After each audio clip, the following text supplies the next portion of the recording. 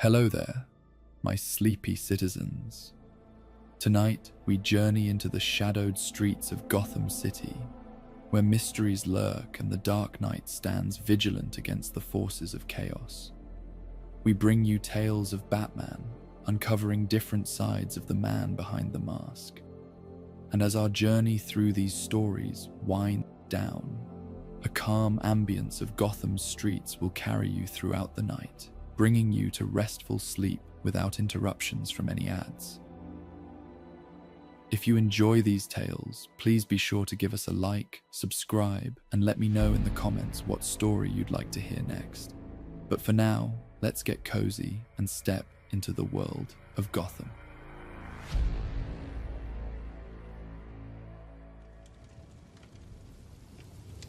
Fog rolled across the Gotham River like a living thing, its tendrils reaching toward the shore with ghostly fingers. The ancient Hargrove Bridge loomed through this shifting veil, its decaying arches and rusted ironwork transformed into something from another time. Once, a vital artery connecting Gotham to its industrial outskirts, the bridge had been partially decommissioned decades ago when newer infrastructure rendered it obsolete. Now it stood in limbo, not completely abandoned, yet largely forgotten by the city it had once served. Batman watched from the shadows of a nearby warehouse roof, his cape settling around him like wings folding. For 3 weeks he had been tracking reports of unusual activities centered around the bridge. Missing persons, strange lights, whispered stories of apparitions that beckoned unwary travelers, leading them into the fog, never to return. Most of Gotham's authorities dismissed these tales as urban legends, the kind that inevitably gather around old structures with troubled histories. But Batman knew that Gotham's legends often grew from seeds of truth. The night was unusually quiet. Even the distant sounds of the city seemed muffled by the fog, creating a pocket of silence around the bridge and its immediate surroundings.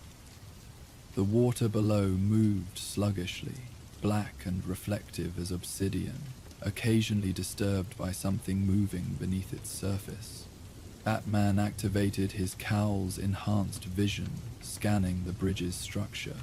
The thermal imaging revealed nothing unusual, no heat signatures that would indicate human presence. The structural analysis showed advanced decay in several sections, making certain parts of the bridge dangerous to traverse, yet people still crossed it. Fishermen taking shortcuts to favored spots, urban explorers drawn by the bridge's Gothic architecture and dark history, locals from the river neighborhoods who preferred its direct route despite official warnings about its safety, and some who crossed never returned. A soft sound drew Batman's attention, the gentle lapping of water against wood. A small fishing boat emerged from the fog, moving slowly toward the riverbank below his position. The boat's single occupant, an elderly man bundled against the night chill, guided it with the practiced ease of someone who had navigated these waters for decades. Batman recognized him from the case files. Harold Mercer, 73, lifelong Gotham resident, one of the first to report the strange occurrences at the bridge. According to the statement he'd given police, Mercer had seen something that wasn't natural while fishing near the bridge's central span 3 weeks ago. The old fisherman secured his boat to a weathered dock and began unloading his meager catch.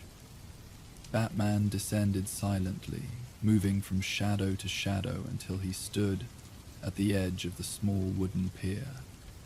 "Mr. Mercer," he said, his voice quiet but carrying in the still night. The old man started, nearly dropping his fishing gear, then squinted into the darkness. "Who's there? I don't have anything worth stealing, so you'd best move along." Batman stepped forward, allowing the ambient light to reveal his presence. "I'm not here to cause trouble. I want to ask about what you saw at Hargrove Bridge." Recognition dawned on Mercer's weathered face, followed by a complex mixture of emotions: relief, validation, lingering fear.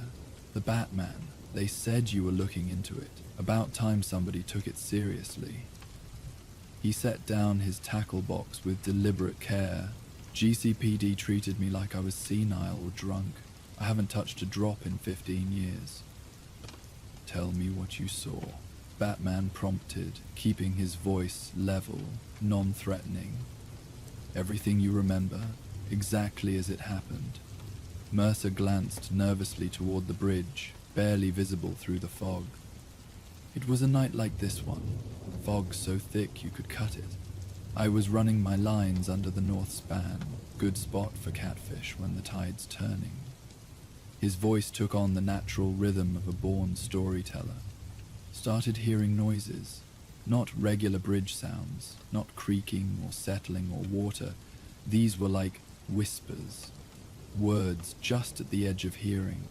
Batman remained silent, listening not just to the words, but to the undercurrents of fear that still colored the old man's voice. Thought it was just water echoing at first, then I saw the lights. Mercer pointed toward the bridge's central section. Not bright, more like lanterns, kind of blue-green, moving along the pedestrian walkway, and figures, carrying them. 3, maybe 4. Couldn't make out faces, but... He hesitated. But, Batman prompted quietly, they weren't right the way they moved. Too smooth, like they were floating, and when they got to the middle of the bridge, they just stopped, turned toward the water. All those lights, looking down at me. The old man's hand trembled slightly as he mimicked the motion. Then one of them beckoned, like it was calling me to come up there. What did you do? Mercer gave a short, humorless laugh. What any sane person would do. Got the hell out of there fast as my old boat would carry me. But I know what I saw, and I'm not the only one. Ask around. Folks in River Point have been seeing things at that bridge for weeks now, and people have gone missing.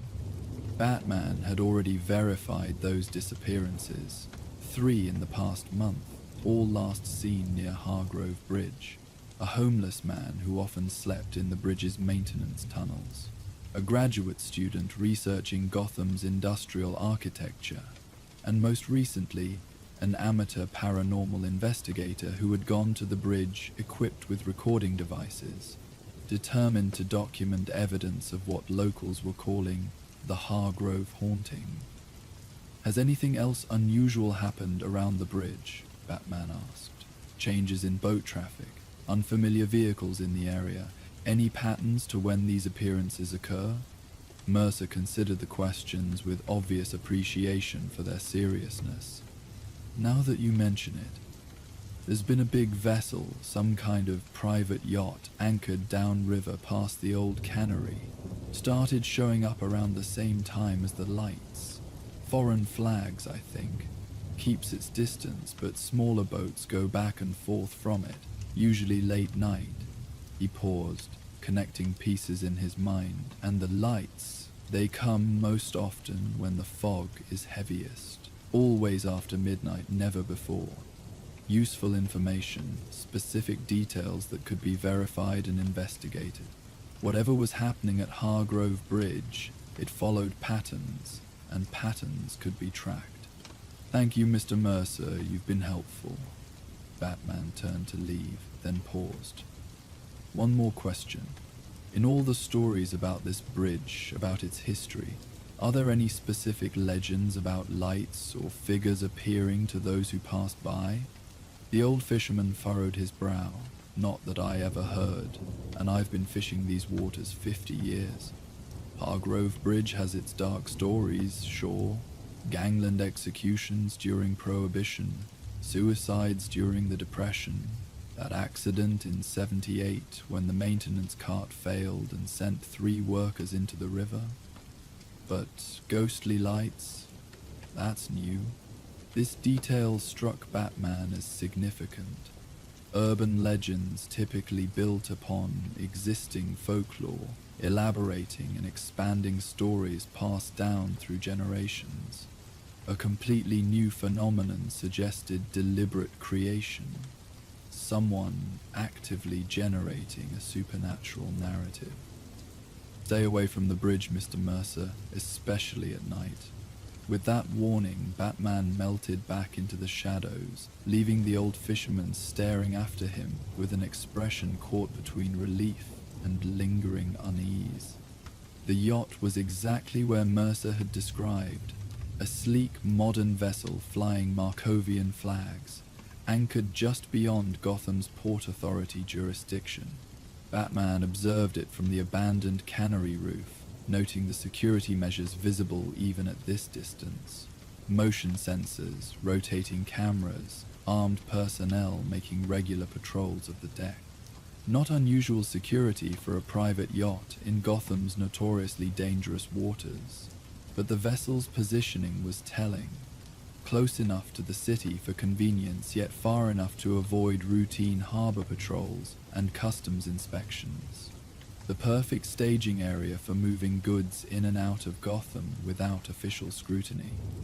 Batman's cowl magnification revealed the yacht's name, the Silent Lady. A quick check through the Batcomputer's database identified it as belonging to Vasily Korda, a Markovian businessman with suspected ties to arms dealing and technology smuggling. No confirmed convictions, but enough international intelligence flags to suggest Korda operated in the shadowy borders between legitimate business and organized crime. As Batman watched, a smaller craft departed the yacht, its running lights dimmed, moving toward the shore on a course that would take it near Hargrove Bridge.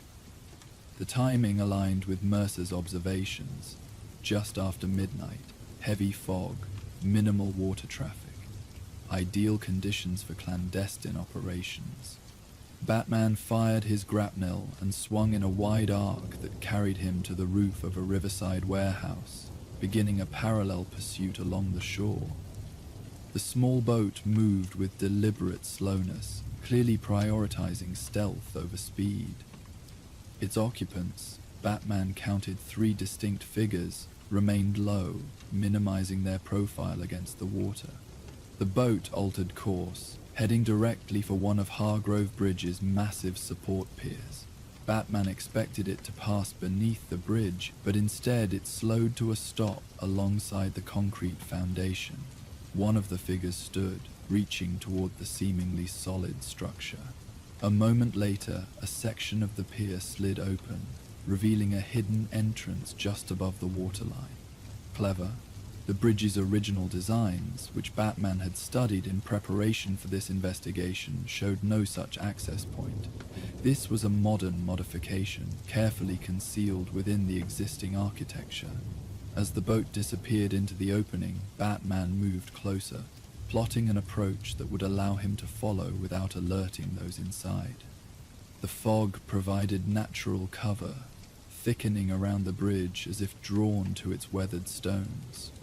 Batman descended to water level, using his grapnel to swing beneath the bridge's main span. He moved silently along the understructure, navigating a complex network of support beams and maintenance platforms long abandoned by city workers.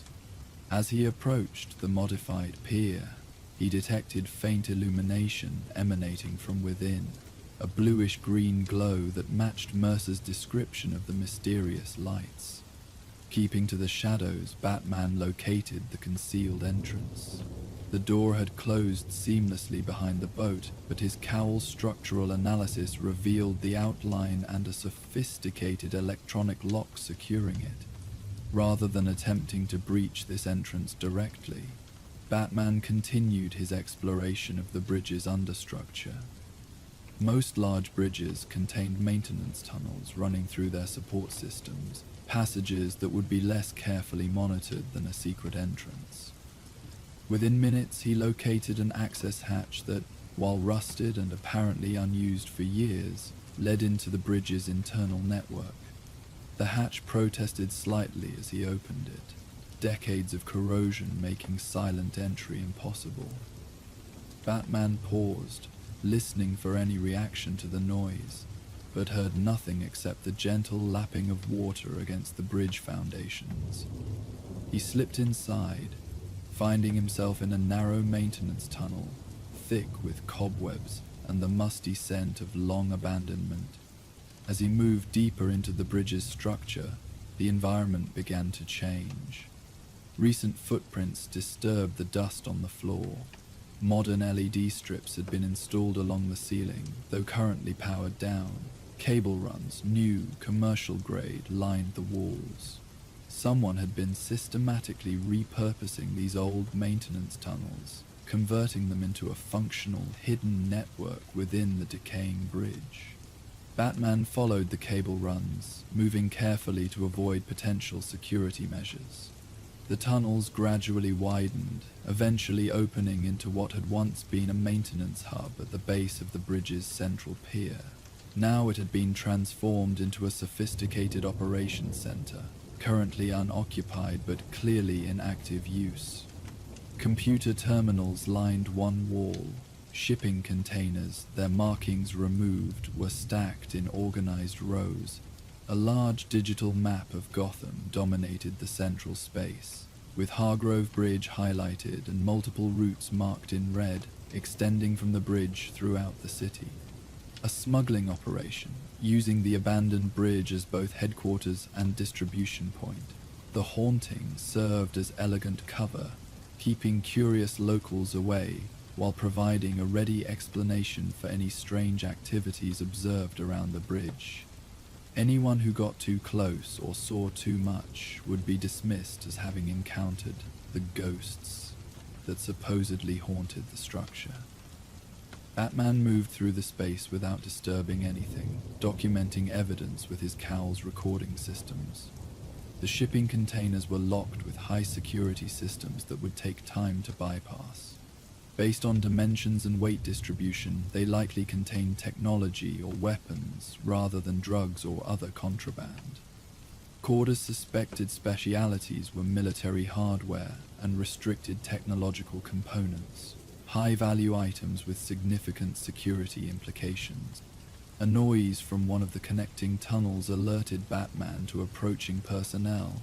He withdrew to the shadows of the ceiling's structural supports, positioned to observe without being detected. 3 men entered the operations center, engaged in conversation.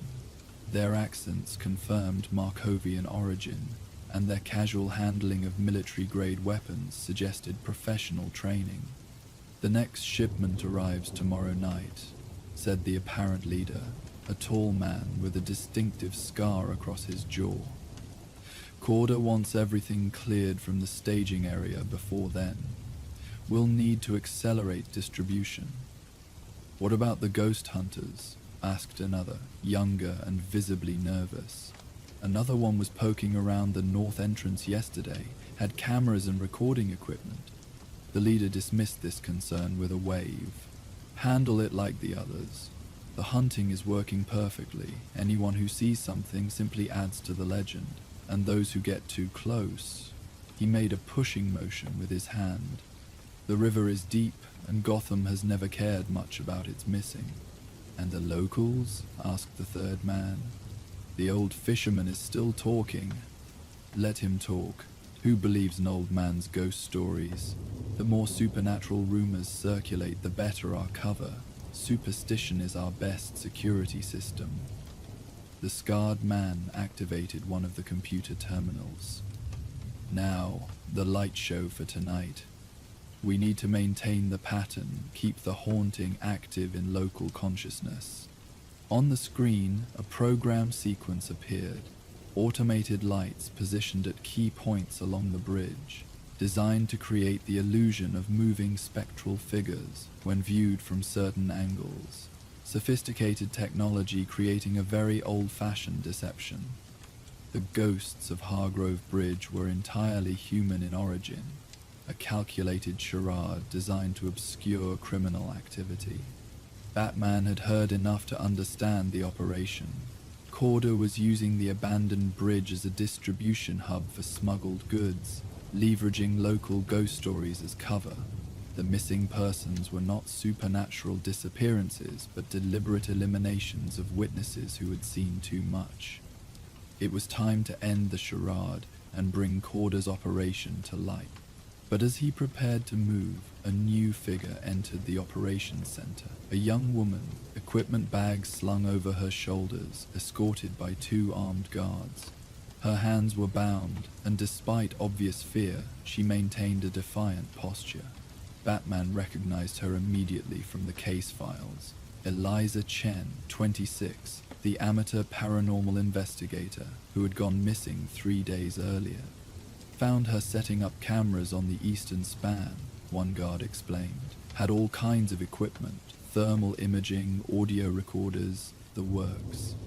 The scarred leader approached Chen, studying her with cold calculation. Another ghost hunter? How unfortunate for you that you found something real. He gestured to her equipment. Search it all, make sure there's nothing transmitting to external sources. Then prepare her for transport to the yacht. Cordo will decide what to do with her. The operation had just escalated from smuggling to kidnapping. Batman adjusted his plan accordingly. Chen's safety now took priority over evidence gathering. He would need to extract her first, then return to deal with the smuggling operation and its leadership. As the guards began searching Chen's equipment, Batman moved silently through the shadows, positioning himself for intervention. The confined space of the operations center would limit his tactical options, but it would also contain the confrontation, preventing the guards from dispersing throughout the bridge's complex internal structure. He reached for a smoke pellet, then paused as Chen spoke up, her voice surprisingly steady despite her situation. "The haunting isn't your idea, is it?" she asked the scarred leader. "You're exploiting something that was already here. The bridge really is haunted. I recorded EVPs last week, before you people grabbed me. Voices that don't match any of yours." The leader laughed dismissively. "A technical malfunction, or your own imagination. The only ghosts here are the ones we create, with programmable LEDs and sound equipment." Chen shook her head stubbornly. "I've investigated dozens of supposedly haunted locations. I know the difference between manufactured phenomena and genuine paranormal activity. Hargrove Bridge has both. Your light shows are obvious fakes, but there's something else here. Something older, something you don't control." For the first time, the leader seemed unsettled. "Search her equipment thoroughly," he ordered the guards. "Find these recordings." Batman filed away this unexpected information. While he shared the smuggler's skepticism regarding actual supernatural phenomena, Chen's conviction suggested she had encountered something on the bridge that wasn't part of Corder's elaborate deception. Whether natural phenomena misinterpreted or some other human activity, it represented an unknown variable in the situation. But immediate concerns took precedence over ghost stories. As one guard began unpacking Chen's equipment and the other moved her toward a side tunnel, Batman made his move. 2 smoke pellets landed in the center of the operations hub, immediately filling the space with obscuring vapor. The lights flickered and died as a well-placed batarang hit the electrical panel. In the sudden darkness and confusion, Batman descended from his hiding place, striking with precision rather than power.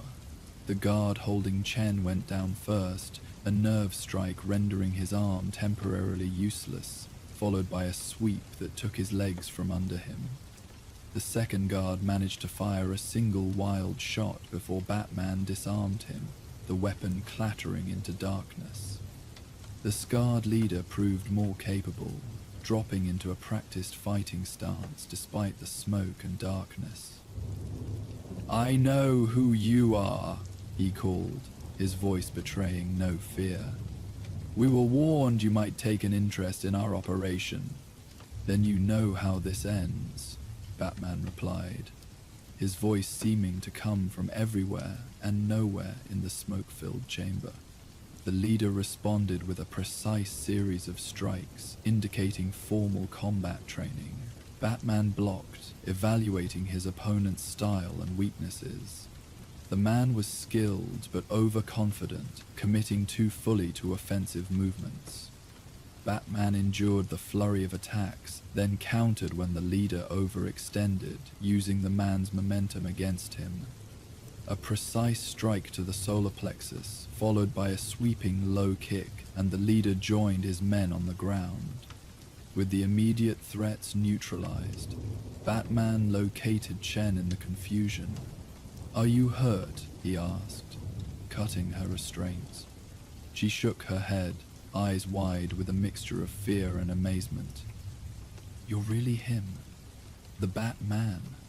Despite the situation, a hint of professional interest entered her voice.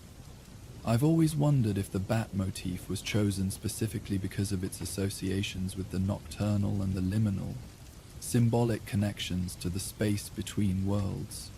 Even in crisis, her researcher's mind remained active. Batman redirected her focus to immediate concerns.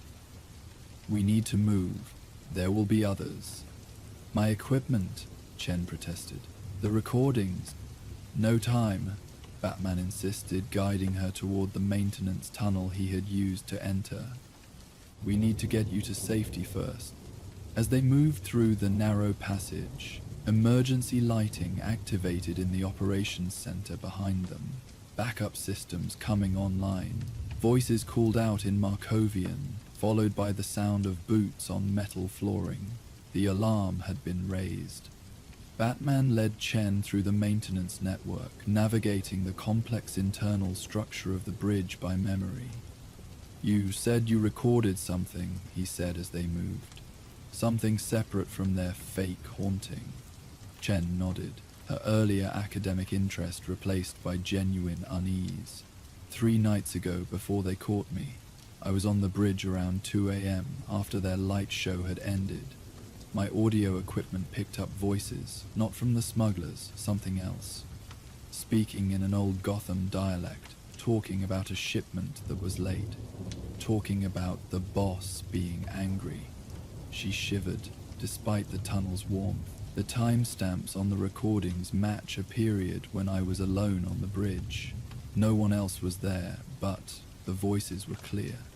Batman remained focused on their escape rather than supernatural speculation. The bridge was used by rum runners during Prohibition. Sound carries strangely over water, especially in fog. You might have picked up conversations from boats on the river. Maybe, Chen conceded, though she sounded unconvinced. But what about the cold spots? Temperature drops of 15 degrees in specific locations, with no drafts or structural explanations. And the electromagnetic fluctuations that fried some of my equipment. Those weren't part of their fake haunting. They reached the access hatch Batman had used to enter the bridge's internal structure. Beyond it, the night air carried the sounds of activity, boats moving on the river, voices calling to each other. Corda's operation was mobilizing, likely preparing to evacuate their valuable cargo before authorities could be alerted. "Stay here," Batman instructed Chen, securing the hatch from the inside. "I need to gather evidence before they can remove it. Gordon needs to know exactly what's passing through this smuggling route." Chen caught his arm, surprising herself with her boldness. "You don't believe me about the real haunting, do you? You think it's all either their fakery or natural phenomena I've misinterpreted?" Batman considered his response carefully. "I believe you experienced something you couldn't explain. In my experience, most unexplained phenomena eventually find rational explanations. But right now, the concrete threat is Corda's operation, not possible ghosts." She released him, nodding her understanding. "I'll wait here, but be careful." Whatever I recorded, whatever is really on this bridge beyond those smugglers, it felt old and angry. Batman moved back through the maintenance tunnels, returning to the operations center by a different route. The space was now a hive of activity, with additional personnel having arrived from the yacht. They were systematically dismantling equipment, packing computers and documentation into waterproof cases. The shipping containers were being prepared for movement. From his hidden vantage point, Batman documented everything: faces, container numbers, the specific equipment being transported. His cowl's recording systems captured high-resolution images that would provide Gordon with actionable intelligence on Corder's entire operation. As he observed, a new figure entered the operations center, distinguished from the others by his expensive clothing and commanding presence. Vasily Corder had come to oversee the evacuation personally, a sign of how seriously he took the security breach. The smugglers' leader, now recovered from Batman's attack, reported the situation in rapid Markovian. "Abandon everything that can't be moved in 30 minutes, Corder ordered, switching to accented English. "Priority is the technical components and weapons prototypes. The rest is replaceable." He surveyed the operations center with obvious disappointment. 2 years establishing this route, and now it's compromised. Find the Batman. Find the woman. No witnesses. Batman had heard enough. Quietly, he retreated from his observation position, returning to the maintenance tunnels. Chin needed to be evacuated immediately, and Gordon needed to be alerted to move against the smuggling operation before Corder could relocate the most valuable contraband. As he moved through the narrow passages, Batman became aware of a subtle change in the environment. The temperature had dropped noticeably, his breath now visible in the stale air. The maintenance lights flickered intermittently, though no electrical faults registered on his cowl's diagnostic systems, and beneath the sounds of the smugglers' activity, barely audible, came what might have been whispers, fragmented words in an old Gotham accent, discussing shipments and schedules from a time long past. Batman pushed these observations aside, focusing on the immediate tactical situation. Chen was waiting at the access hatch, visibly relieved when he reappeared. "We need to move quickly," he told her. "Corda is here personally. They're evacuating the operation." Together, they exited the bridge's internal structure, emerging onto a narrow maintenance platform just above the waterline. The fog had thickened further, visibility reduced to mere yards. Through this murky veil came the sounds of boats moving on the river, Corder's men positioning themselves around the bridge to prevent escape. "We can't go by water," Batman concluded.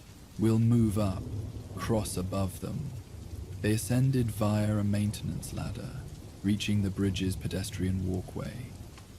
Here the fog swirled in distinct patterns, forming what almost appeared to be figures before dissipating. The air was noticeably colder than it should have been for the season, with patches of frost forming on the metal railing despite the relative warmth of the night. Chen noticed these details with a researcher's intensity. "Do you see? This isn't part of their fakery.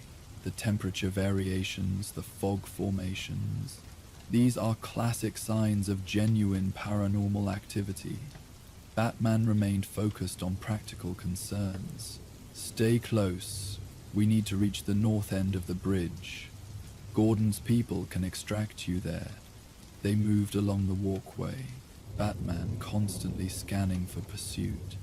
The bridge creaked and settled around them, decades of structural fatigue expressing itself in random sounds that echoed strangely in the fog. Chin jumped at each noise, her earlier academic interest in the paranormal now tempered by very real fear. "Listen," she whispered suddenly, stopping in her tracks. "Do you hear them?" Batman paused, filtering the ambient sounds through his trained senses.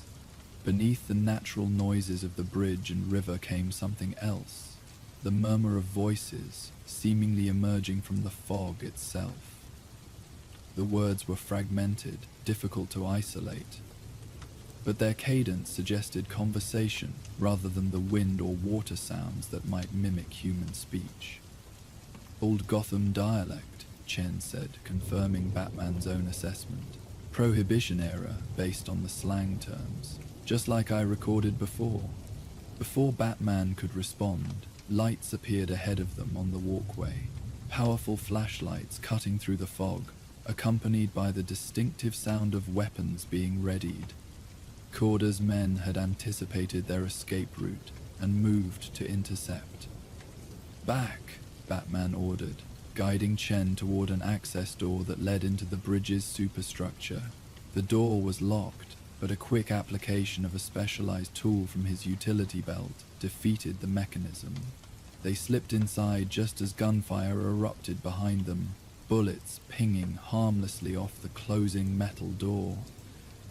They found themselves in a narrow maintenance corridor that ran through the bridge's upper framework. Emergency lighting provided minimal illumination, casting long shadows across rusted metal surfaces. Batman led the way, navigating by memory and intuition through the labyrinthine internal structure. "We're moving toward the south end now," he explained quietly. "There's another access point that will let us exit near the old harbor district, less likely to be watched." Chen followed closely, her earlier fear now accompanied by a researcher's curiosity as she observed their surroundings. "This bridge has seen so much history," she whispered. "Prohibition smuggling, gang warfare, the industrial decline, all those stories of people who disappeared here over the decades."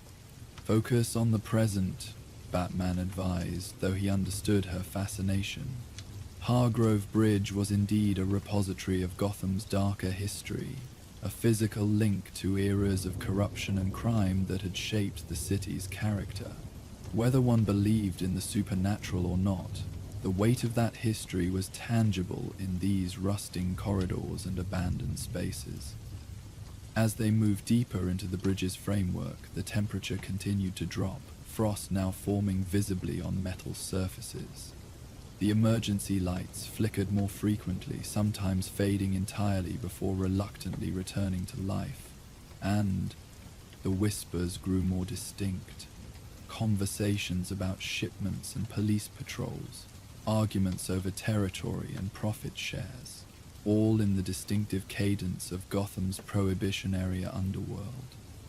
Even Batman, with his firmly rational worldview, had to acknowledge that these phenomena were difficult to explain through conventional means. No part of Corder's elaborate deception required actual cold spots or disembodied voices within the bridge's structure. These were either natural phenomena with explanations he had yet to identify, or something else entirely. "It's getting stronger," Chen observed, her voice hushed with both fear and scientific interest. "The energy, the manifestations, something's amplifying them." A new sound reached them, boots on metal, voices calling in Markovian. Corder's men had breached the maintenance door and were now in pursuit, moving efficiently through the bridge's internal structure. Batman estimated at least 6 individuals, armed and converging on their position from multiple directions. "We need to move faster," he urged, guiding Chen toward a narrow access shaft that would take them to a lower level of the bridge. As they approached the shaft, the emergency lights failed completely, plunging the corridor into absolute darkness. Batman's cowl automatically switched to night vision, but Chen was left blind in the sudden blackness. "I can't see," she whispered, panic edging into her voice. "Take my hand," Batman instructed, reaching back to guide her. "I can see well enough for both of us." As their hands connected, the temperature plummeted further, their breath now forming visible clouds in the darkness. The whispers rose to a conversation-level murmur, surrounding them completely. and in Batman's night vision display, something impossible appeared. Heat signatures where no physical bodies existed. Vague, human-shaped forms moving through the corridor around them. Chen's grip tightened painfully on his hand. "They're here," she breathed. "You see them too, don't you?" The real ghosts of Hargrove Bridge. Before Batman could respond, gunfire erupted from both ends of the corridor. Corder's men had located them. But something unexpected happened as the first bullets flew. The ghostly heat signatures moved, interposing themselves between the smugglers and Batman's position. The temperature dropped to near freezing levels, metal surfaces cracking from the sudden extreme cold. The emergency lights surged back to life, flickering wildly, revealing a scene from nightmare. The air itself seeming to solidify into translucent, human-shaped forms that blocked the corridor. The smugglers' reaction was immediate and visceral. Hardened criminals who had faced down police and rival gangs without flinching now broke into open panic, firing wildly at apparitions that absorbed bullets without effect. Their shouts of fear echoed through the bridge's structure as they retreated in disarray, no longer concerned with their quarry, focused only on escape from what they could not understand or fight. In the sudden, eerie quiet that followed, Batman and Chen found themselves in a corridor empty of living pursuers but filled with something else. The translucent forms remained, surrounding them in a loose circle. Now visible even without specialized vision, the figures appeared as men from another era, the distinctive clothing and features of prohibitionary gangsters, rendered in semi-permanent form that shifted and wavered like smoke given temporary substance. Chen's scientific mind battled with raw human fear, curiosity temporarily winning. "They protected us," she whispered, her voice shaking but analytical. "Why would they do that?" The figures made no direct response, but the whispers changed, becoming more focused, more directed. Batman caught fragments about territory and interlopers and our bridge. Possessive phrases suggesting that whatever these manifestations might be, they viewed Hargrove Bridge as their domain. Corder's smugglers were unwelcome intruders, just as the original gangsters would have violently rejected rival operations in their territory. Batman's rational mind raced through possible explanations. Collective hallucination induced by unknown chemical agents, elaborate holographic technology, even symptoms of oxygen deprivation in the enclosed space. None fully accounted for what they were experiencing, but the immediate tactical situation took precedence over metaphysical questions. "We need to keep moving," he said quietly to Chen. "Whatever's happening here, we're still in danger from Kordash people." As if in response to his words, the spectral figures began to drift apart, creating a clear path toward the access shaft.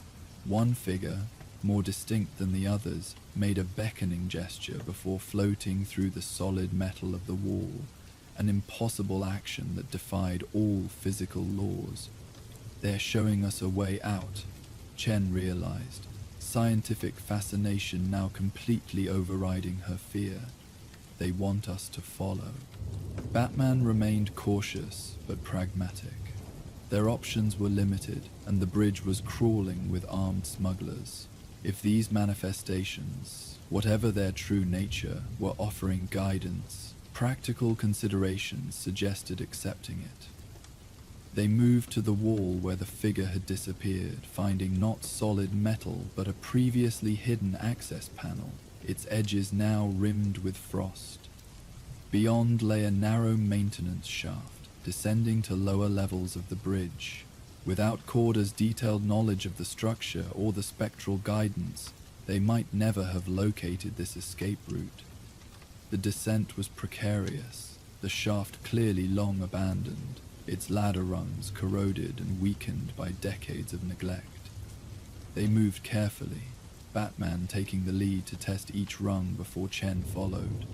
Around them, the whispers continued, sometimes accompanied by brief visual manifestations, faces forming in the condensation on the walls, hands of fog reaching out before dissipating, the constant sensation of being watched by unseen presences. When they finally emerged from the shaft, they found themselves in what had once been a hidden storage area built into the bridge's southern support pier. Prohibition-era crates still lined the walls, their contents long since removed, but their presence confirming the space's original purpose, a smuggler's cache where contraband could be temporarily stored away from prying eyes. History repeating itself, Chun observed quietly. Corda using the same routes, the same methods as the smugglers from a century ago. Batman examined the room, quickly locating a rusted door that, according to his mental map of the bridge, should lead to an exit near the southern shore. Criminals often rediscover old methods, he agreed. The principles of smuggling haven't changed, even if the contraband has evolved from liquor to weapons technology. As they approached the exit, the spectral activity intensified one final time. The temperature dropped sharply, frost patterns forming on the ancient crates and walls. The whispers rose to audible speech, fragments of conversation about territory and protection and our bridge, before fading gradually away. And for a brief moment, the figures appeared once more solid and distinct than before, standing in a loose semicircle near the exit. One stepped forward, tipping his Prohibition-era hat in what seemed almost like a gesture of respect, before all of them faded like fog in morning sunlight. Chen stared at the now empty space, her scientific mind visibly struggling with the implications of what she had witnessed. "They wanted us to escape," she said finally, "but not because they cared about us specifically. They wanted us to stop Corda's operation, to remove the interlopers from their territory." Batman didn't dispute her interpretation. Whatever they had experienced, genuine supernatural phenomena or something with a more rational explanation yet to be discovered, the practical outcome aligned with his mission. The ghosts of Hargrove Bridge, whether real or metaphorical, had opposed Corda's operation as an intrusion on their domain. The exit door led them to a small, hidden pier on the southern shore, currently unguarded, as Corda's focus remained on the northern and central sections of the bridge. Batman guided Chen to the shadows of the riverbank, the fog providing natural cover as they moved away from the bridge's immediate vicinity. "Gordon's people will meet us near the Harbor Master's office," Batman explained. "You'll need to tell them everything you saw, both Corda's operation and your experiences on the bridge before you were captured." Chen nodded, still processing the night's events. "And the other things we saw? The manifestations? Include everything in your statement," Batman advised. "Gordon is more open-minded than most GCPD officers. He'll focus on the smuggling operation, but won't dismiss your other observations outright." They moved silently along the shoreline, watchful for pursuit. The sounds of Corday's operation in disarray echoed across the water, raised voices, boats moving erratically, the occasional burst of confused gunfire as nervous smugglers responded to shadows and noises in the fog. The carefully orchestrated criminal enterprise had devolved into chaos. "Will they come back?" Chen asked suddenly. "The smugglers, I mean. Once they've calmed down, will they return to the bridge?" Batman considered the question. "Unlikely. Corda is pragmatic. The operation is compromised, and his men have been genuinely frightened by something they can't rationalize away. He'll cut his losses, abandon this route, try to establish somewhere else." He paused, then added, "Criminal superstition can be a powerful deterrent. The bridge's new reputation will spread through Gotham's underworld quickly." "Protected by ghosts," Chen mused, a hint of academic interest returning to her voice. I need to go back, with proper equipment, to document what we experienced scientifically. Peter Corder's operation is fully dismantled, Batman cautioned, and not alone. Whatever explanation you eventually find for the phenomena we witnessed, the bridge remains structurally unsound. Real-world dangers exist alongside possible supernatural ones. They reached the Harbour Master's office without incident. Patrol cars waited with lights off, Gordon himself standing in the shadows, recognizable by his silhouette and the glow of his cigarette. Batman quickly explained the situation, providing the evidence he had gathered about Corder's smuggling operation and emphasizing Chen's role as both witness and initial investigator. So they were using ghost stories to keep people away from their smuggling route, Gordon summarized, taking a deep drag on his cigarette. Pretty clever, actually. Most criminals try to stay under the radar completely. These guys weaponized local superstition to create the perfect cover. There's more to it than that, Commissioner, Chen interjected, her professional demeanor reasserting itself. The smugglers were exploiting existing local legends, but they didn't create the phenomena I initially documented. There's something else on that bridge, something that predates Corder's operation and will remain long after you shut it down. Gordon raised an eyebrow, glancing at Batman. You're saying the bridge is actually haunted? For real? Batman remained neutral. We experienced unusual phenomena that aren't easily explained by Corder's deception techniques or known environmental factors. Ms. Chen's expertise in paranormal investigation makes her observations particularly valuable, regardless of the ultimate explanation. This measured response seemed to satisfy Gordon, who had seen enough in his years protecting Gotham to maintain an open mind about unexplained events. Well, whatever's happening on that bridge, natural or supernatural, I'll have units surrounding it within 20 minutes. If Corder or his people are still there, we'll get them. They're evacuating as we speak, Batman informed him. Priority will be intercepting the yacht, the Silent Lady. That's where the most valuable contraband will be taken. As Gordon coordinated with Harbor Patrol to intercept the vessel, Batman drew Chin aside for a final conversation. Your research into the bridge's phenomena led to the exposure of a major smuggling operation.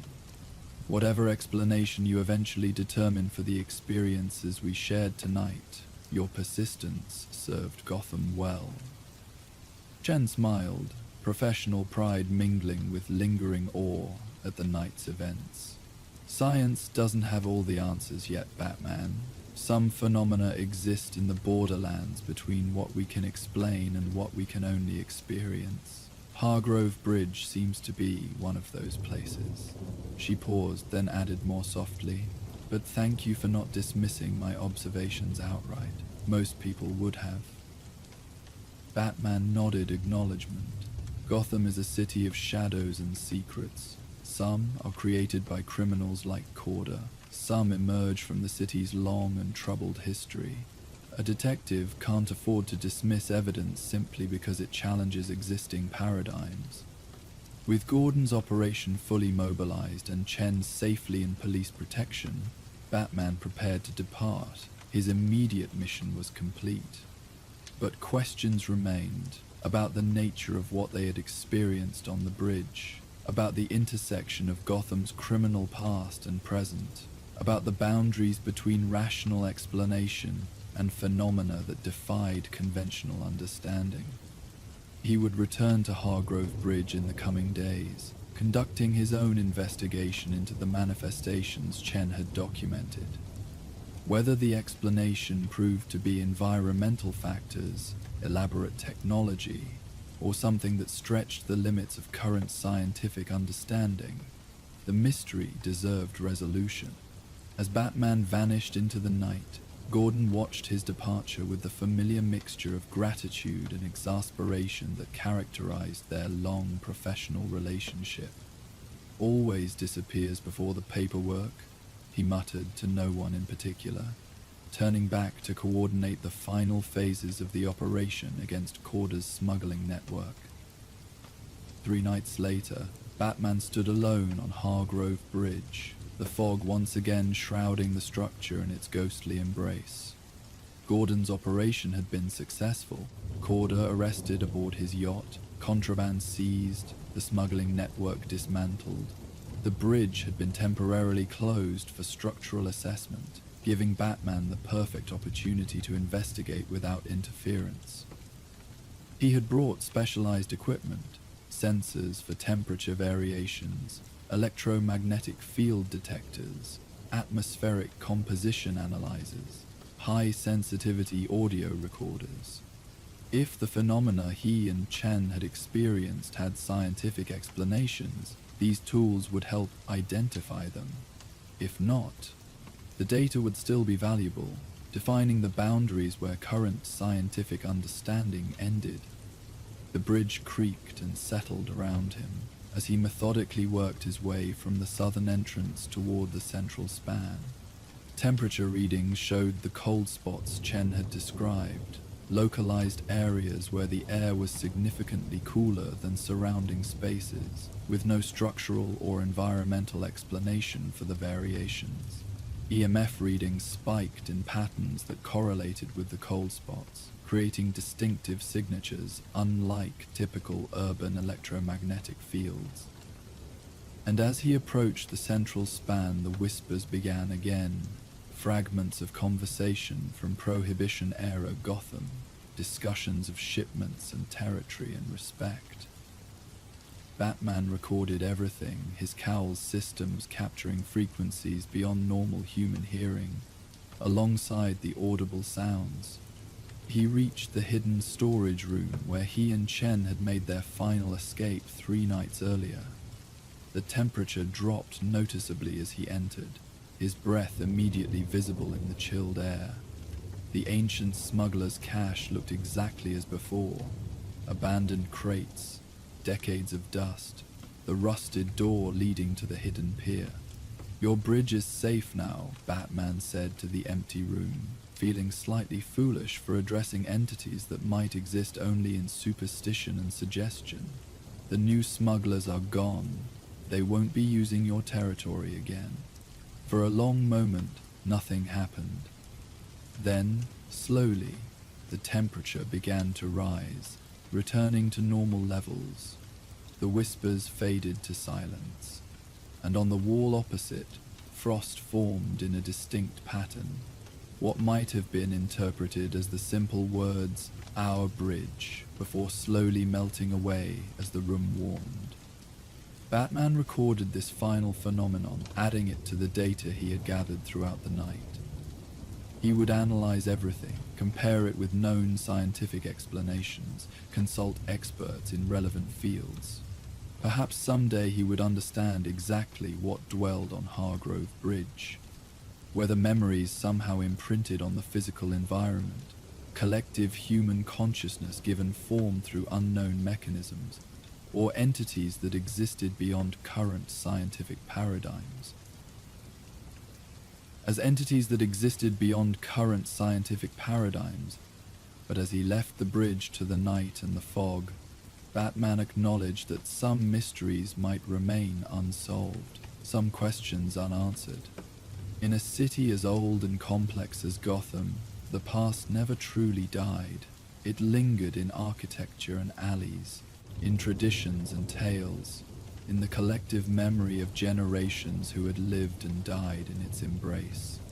Whether one called these echoes ghosts or history, whether they manifested through scientific principles yet to be understood, or through something beyond the material world entirely, they remained an integral part of Gotham's identity. The city was built on layers of stories, some bright with hope, others dark with corruption and crime, all contributing to the complex tapestry that Batman had sworn to protect. As he disappeared into the fog, leaving Hargrove Bridge to its secrets and its silence, Batman carried with him a deeper understanding of his city's multifaceted nature.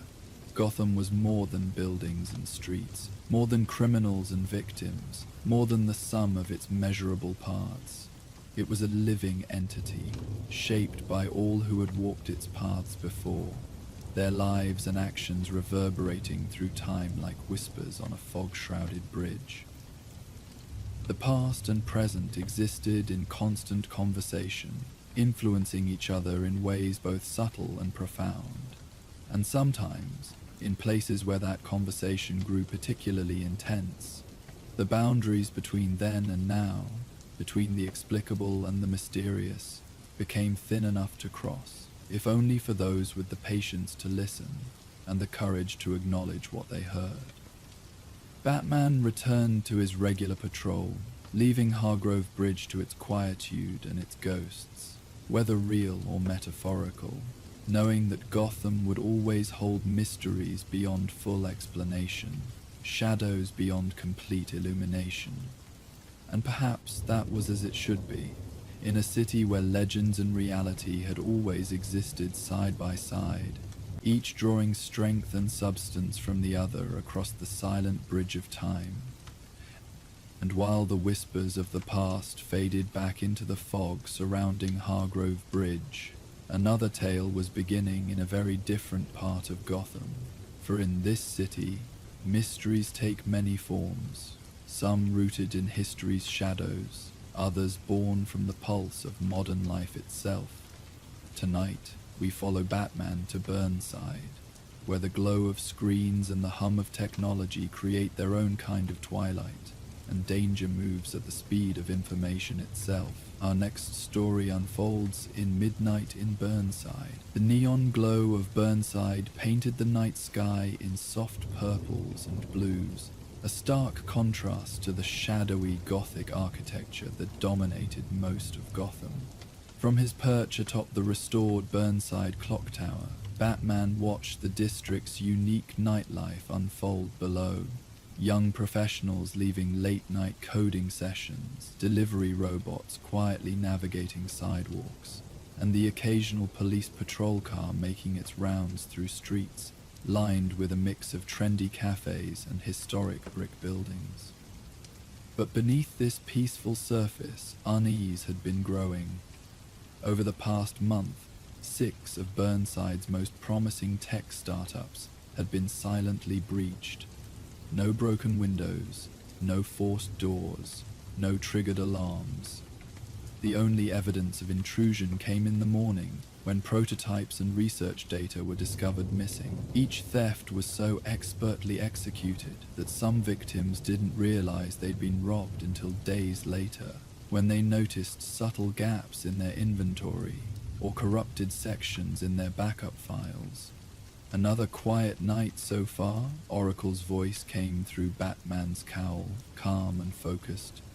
Barbara Gordon had made the clock tower her base of operations years ago, and no one knew Burnside's rhythm better than she did. But something feels off about the pattern tonight. The last 3 thefts happened on nights just like this: clear weather, moderate foot traffic, optimal conditions for staying unnoticed. Batman adjusted his position, scanning the rooftops with his cowl's enhanced vision. Your instincts about this district are usually right, Barbara. What's bothering you specifically?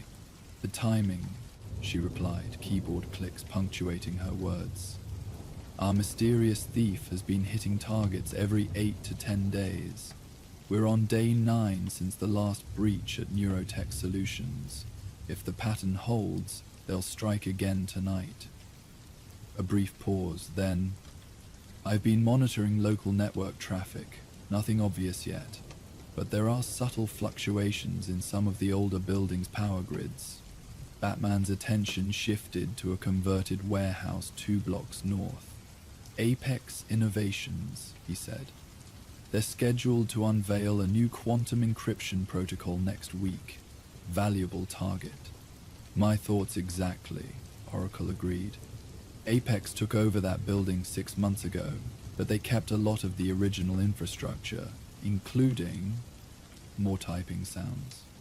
An old service tunnel system that connects to several adjacent buildings. The city sealed most of the entrances during renovation, but the blueprints show at least 3 access points that might have been overlooked. "Send me the building schematics," Batman requested, already moving across the rooftops with practiced silence. The night air carried a hint of autumn chill, and most windows in the surrounding buildings were dark. Perfect conditions for someone wanting to move unseen. Oracle's data appeared in his cowl's display, detailed maps showing both the modern office layout and the historic tunnel network beneath. Batman analyzed the overlay as he moved, noting how the old industrial passages created a hidden web connecting multiple tech companies' buildings. An elegant solution for a thief wanting to bypass surface-level security. "I'm also picking up some interesting financial patterns," Oracle continued. 3 of the victimized companies recently received major funding from the same investment group, New Horizon Ventures. They specifically backed projects involving quantum computing and neural interface technology. Batman reached the edge of Apex Innovations' roof, scanning for security measures. "Someone's collecting pieces of a larger puzzle," he observed. "Each stolen prototype could be a component of something bigger. What do we know about New Horizon?" "Founded 18 months ago by Dr. Elena Winters," Oracle replied, "former Chief Research Officer at Wayne Enterprises' Applied Sciences Division. Left to start her own venture capital firm focusing on emerging tech. Clean record, brilliant reputation, but she trailed off momentarily. There's something about the timing of her investments that feels too perfect, like she knew exactly which projects would produce viable results." Batman located a maintenance access panel, expertly bypassing its electronic lock. She had inside knowledge of Wayne Enterprises' research priorities, he noted. Could have used that to identify promising startups early. True, Oracle acknowledged. But some of these companies weren't even on Wayne Enterprises' radar. And the stolen prototypes? They're all complementary technologies, pieces that could theoretically be combined into something far more advanced than any individual company was developing. The access panel opened silently, revealing a service ladder descending into darkness. Batman activated his cowl's night vision as he began climbing down. "You think Winters is orchestrating the thefts, using investment access to gather intel on potential targets? It's a theory," Oracle said, "but something doesn't quite fit. The break-ins are too elegant, too technically sophisticated. They feel more like the work of a talented hacker than a corporate executive." More typing sounds. "I'm detecting unusual power draws in Apex's server room. Someone's definitely inside the system." Batman reached the bottom of the ladder, finding himself in a narrow maintenance corridor lined with cables and pipes. The air was cool and still, carrying the faint hum of electronics. He moved silently, following the path that would lead to the sealed tunnel entrance shown in Oracle's schematics. "Security patrol approaching your position," Oracle warned. 2 guards, standard corporate detail. They're using a new route tonight. Someone modified their patrol pattern in the system. Batman melted into a shadowed alcove as flashlight beams swept the corridor. 2 security officers passed by, their conversation barely above a whisper. "Third sweep tonight," one guard said. "Ms. Winters really has everyone on edge with these extra patrols." "Can you blame her?" the other replied. "After what happened at Neurotech, half their research data gone without a trace. She's got millions invested in this place." Once the guards turned the corner, Batman continued toward the tunnel entrance. "Winters is here tonight?" "In her private office on the top floor," Oracle confirmed. She's been personally overseeing security upgrades at all her investment properties since the thefts started. But here's where it gets interesting. I just found some encrypted communications between her office and an anonymous server. The encryption is incredibly sophisticated, using quantum key distribution, very bleeding edge. Batman reached the tunnel entrance, a heavy steel door marked with faded warning signs. The electronic lock showed active security protocols, but something about its installation caught his attention. The lock housing has been modified, he observed. Recently, someone added a secondary circuit to the standard security system. A back door, Oracle said, her typing becoming more intense. Give me a minute. Yes, there's a hidden command channel, but the programming is bizarre. Layers of security that seem designed to fail in very specific ways, like someone wanted to make it look secure while actually leaving a way in. Can you trigger it? Already done, Oracle replied with satisfaction. The door should unlock in 3, 2, 1. The lock disengaged with a soft click. Batman eased the door open, revealing a dark tunnel stretching into the building's foundations. The air from within carried the musty scent of age mixed with something else, the distinct ozone smell of active electronics. I'm picking up new power fluctuations, Oracle reported. Multiple systems coming online in the server room. Someone's definitely making their move. Batman moved through the tunnel with practiced stealth, his footsteps silent on the concrete floor. The passage showed signs of recent use, subtle scuff marks, displaced dust, the occasional fresh scratch on old pipes. Someone had been using this route regularly. The tunnel branched several times, but Batman followed Oracle's guidance through the maze-like network. They had worked together long enough that her directions needed minimal explanation, a perfect partnership of information and action. Security cameras in the server room just went into diagnostic mode, Oracle said. Very smooth loop insertion. Whoever's doing this knows their systems inside and out. A pause, then, wait, I'm seeing something strange in the power readings. The usage pattern, I've seen it before in my own systems. When I was testing quantum encryption protocols. Batman stopped at a junction, listening intently. From somewhere above came the faint sound of sophisticated cooling systems. They were directly beneath the server room.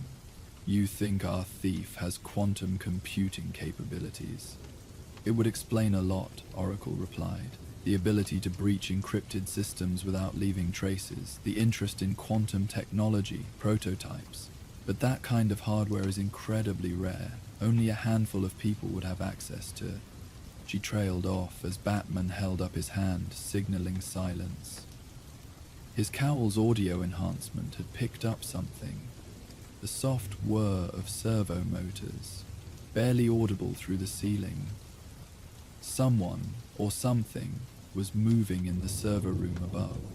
Motion detected on my feeds, Oracle confirmed quietly. Single target, moving with purpose. They're accessing the main server cluster. Batman located a maintenance shaft that led up to the server room's raised floor. The access panel was secured with another modified lock, similar to the tunnel entrance. Oracle disabled it without being asked, their years of cooperation making words unnecessary. The panel opened silently, giving Batman a view of the server room from below. Banks of computers filled the space with a soft blue glow and the constant hum of cooling fans. And there, moving between the servers with inhuman precision, was a figure that explained much about their mysterious thief. It was a robot, or more accurately, a highly sophisticated android. Its design was sleek and efficient, clearly built for stealth and delicate manipulation rather than combat.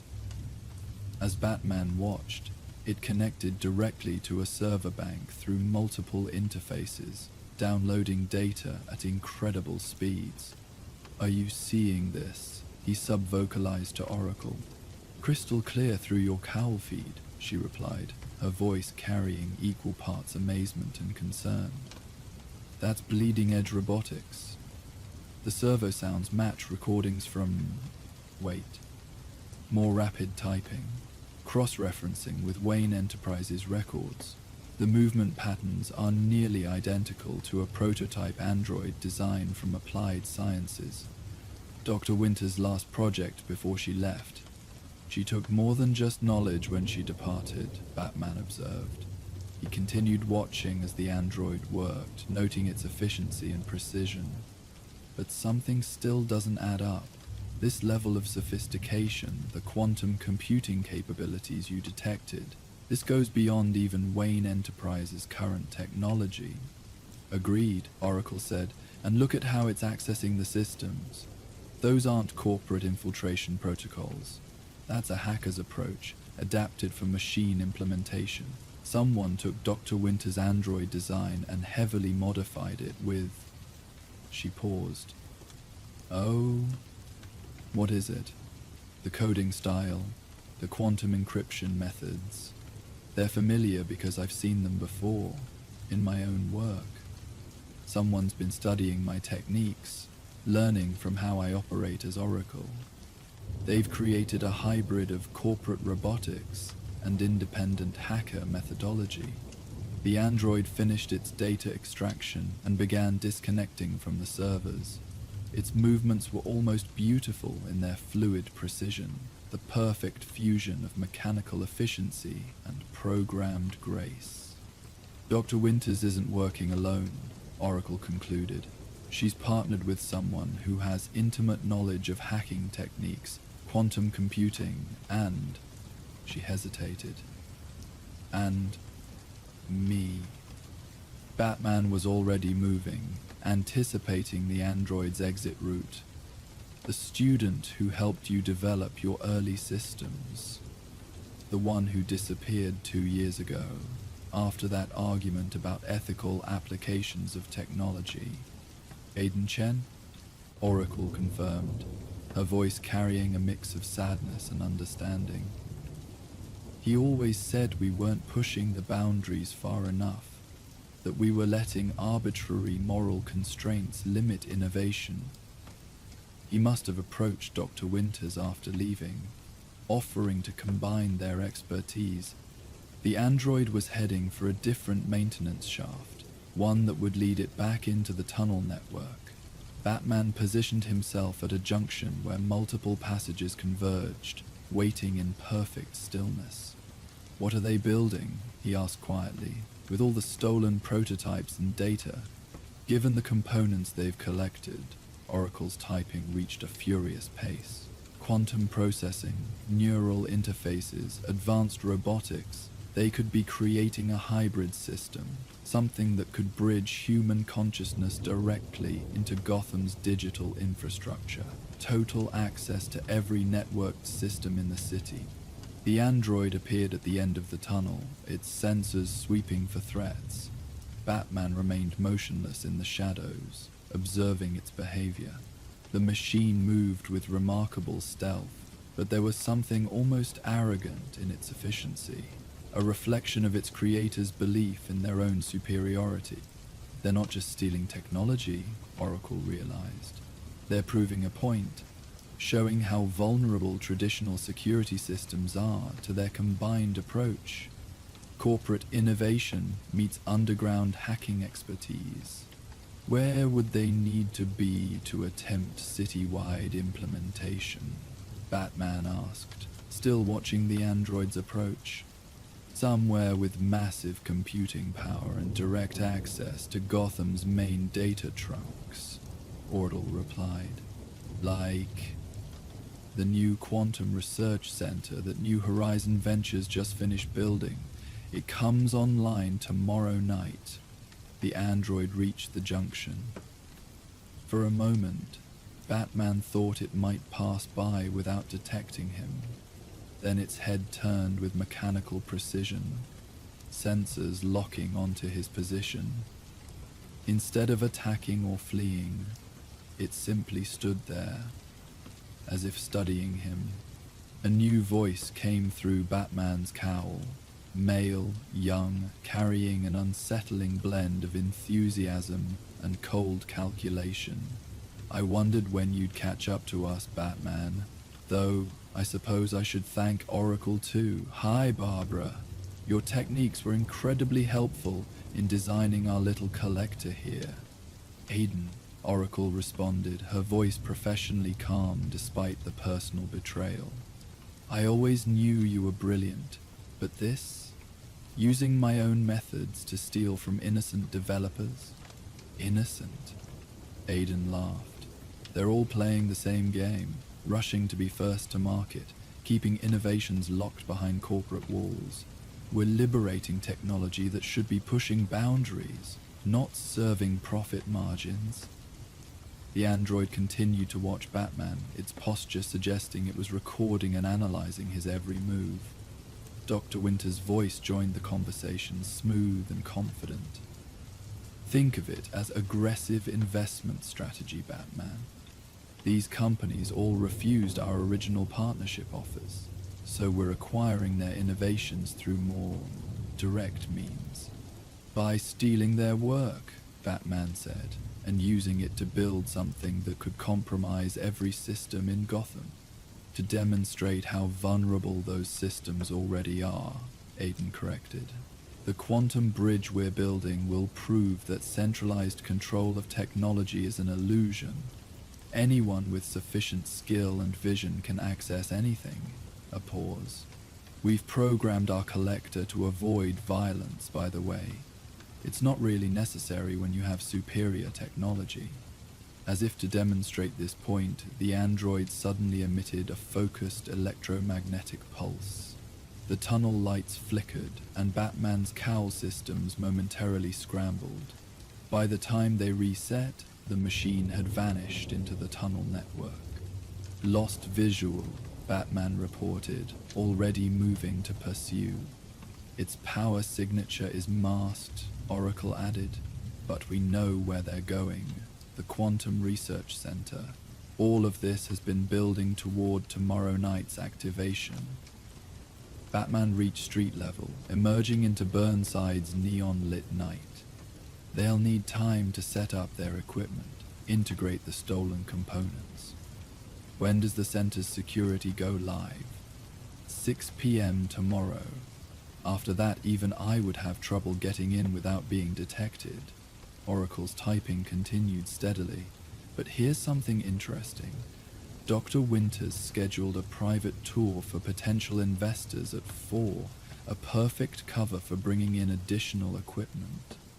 Or a trap, Batman noted. They know we'll anticipate their move. True, but they're also confident in their technological superiority. Aiden always did enjoy showing off his work. Oracle's voice carried years of experience with her former student's psychology. They'll want witnesses to their demonstration, people who can appreciate the technical brilliance of what they've achieved. Batman was already moving across rooftops, heading back toward the clock tower. We'll need a different approach, something they won't expect from either of us. I might have an idea, Oracle said, a hint of satisfaction entering her voice. They've been studying my techniques, learning from how I operate, but they've forgotten something important about how I work. What's that? I believe in redundancy, she replied, and in having friends in unexpected places. Let me make some calls. If we're going to stop a technological masterpiece, we might need to get a little old school.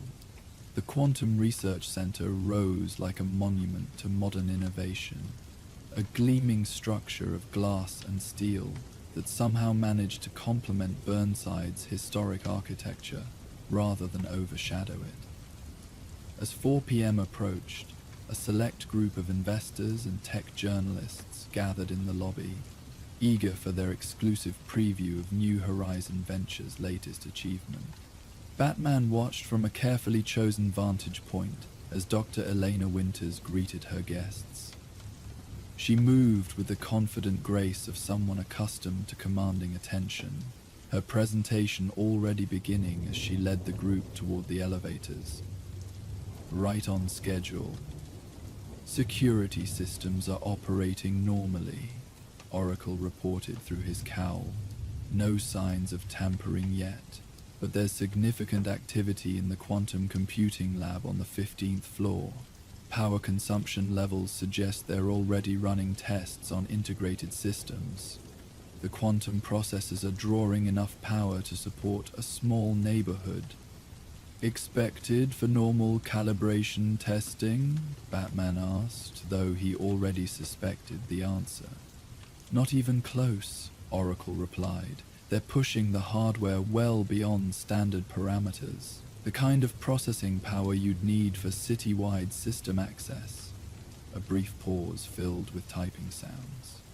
Dr. Winters is taking the tour group to the public labs first. Lots of impressive but relatively conventional tech. The quantum lab is scheduled for the end of the tour. Perfect timing for their demonstration, Batman noted. He shifted positions slightly, watching the last of the guests enter the elevator. How long until our unexpected friend arrives? Right about now. Right on cue, a maintenance van pulled up to the building's service entrance. The driver stepped out, an elderly man in a worn but clean uniform, his movements unhurried and completely natural. James Gordon, retired GCPD commissioner, had always been good at going unnoticed when he wanted to. Security's letting him through, Oracle reported with satisfaction. His credentials check out perfectly. Long-time electrical systems contractor, all the proper certifications. Amazing what you can do with a few hours access to municipal databases. Batman allowed himself a small smile. Gordon had been the one to suggest this approach when Oracle called him. Sometimes the old ways work best, he had said. Everyone notices the fancy new security systems. Nobody looks twice at the maintenance guy, who's been around forever. Now Gordon made his way inside, pushing a cart loaded with diagnostic equipment. To anyone watching, he was just another contractor doing routine checks. Exactly the sort of detail that tended to fade into the background during high-profile events. "All right," Oracle said, her typing taking on a different rhythm. "I'm watching both the tour group and the quantum lab through different camera feeds. Tour's currently in the robotics department. And yes, there's our android friend, sitting deactivated among other prototypes, hiding in plain sight. And the lab? 2 technicians, running what look like standard calibration sequences. But the power readings tell a different story. They're preparing for something much bigger." More typing. Dad's reached the service corridor on 15. No alerts triggered. Batman began moving along his pre-planned route, using maintenance passages and blind spots in the security coverage. He and Oracle had spent hours analyzing the building's systems, finding the subtle gaps that always existed in even the most sophisticated defenses. "Tour groups moving faster than scheduled," Oracle noted. "Dr. Winters seems eager to reach the main event. They'll hit the quantum lab in 15 minutes instead of 20. "Plenty of time," Batman replied, reaching a utility access panel. The electronic lock disengaged silently, Oracle's work allowing him to slip inside the building's infrastructure space. These narrow passages, designed for maintenance crews to access critical systems, ran throughout the structure like architectural veins. Gordon's voice came through the cowl, quiet and professional. "Found the primary network junction, just like you said. They've added some interesting modifications to the standard configuration. Custom quantum repeaters," Oracle explained, "designed to extend their control range across the city's fiber optic network. But they'll only work if they can establish the initial connection through the main quantum processors." Batman navigated the utility space with practiced ease, following Oracle's guidance toward the Quantum Lab's auxiliary cooling system access. The massive processors generated enough heat to require dedicated temperature control, which meant maintenance routes that bypassed standard security. Tour groups reached the 14th floor, Oracle updated. Dr. Winters is giving her quantum computing presentation. The usual corporate buzzwords about revolutionary technology and paradigm shifts. A pause. The android just activated. It's moving toward the service elevator. Right on schedule, Batman confirmed. He reached the cooling system access, finding exactly what they expected, a modified maintenance panel concealing additional hardware. They've installed quantum repeater nodes throughout the building's infrastructure. Everything's ready for citywide implementation. Dad, are you in position? Ready when you need me, Gordon replied calmly. Though I still don't understand half of what this equipment does. You don't need to, Oracle assured him. Just follow the sequence we discussed. More rapid typing. Tour groups heading up, androids nearly at the lab. Everyone's converging right where we want them. Batman secured his position near the hidden access panel, waiting. Years of experience had taught him the value of patience, letting events develop according to the opposition's plan until the perfect moment to intervene. Winters and Aiden were brilliant, but their confidence in their technological superiority had made them predictable. Tour group entering the quantum lab, Oracle narrated. Android arriving through the service entrance, power levels spiking in the main processors. Her voice carried focused intensity. They're starting their demonstration early. Quantum bridge activation in 3, 2, 1. The building's lights flickered almost imperceptibly as massive power surged through the quantum processors. Through the access panel, Batman could hear Dr. Winter's voice, carrying the practiced charm of a seasoned presenter. Ladies and gentlemen, what you're about to witness will change the very nature of how we interact with technology. Today we demonstrate true digital convergence, the ability to bridge human consciousness directly into Gotham's technological infrastructure. Aiden's voice joined hers, carrying barely contained excitement. The quantum processors you see before you aren't just computers, they're gateways. Through them we can access any networked system in the city.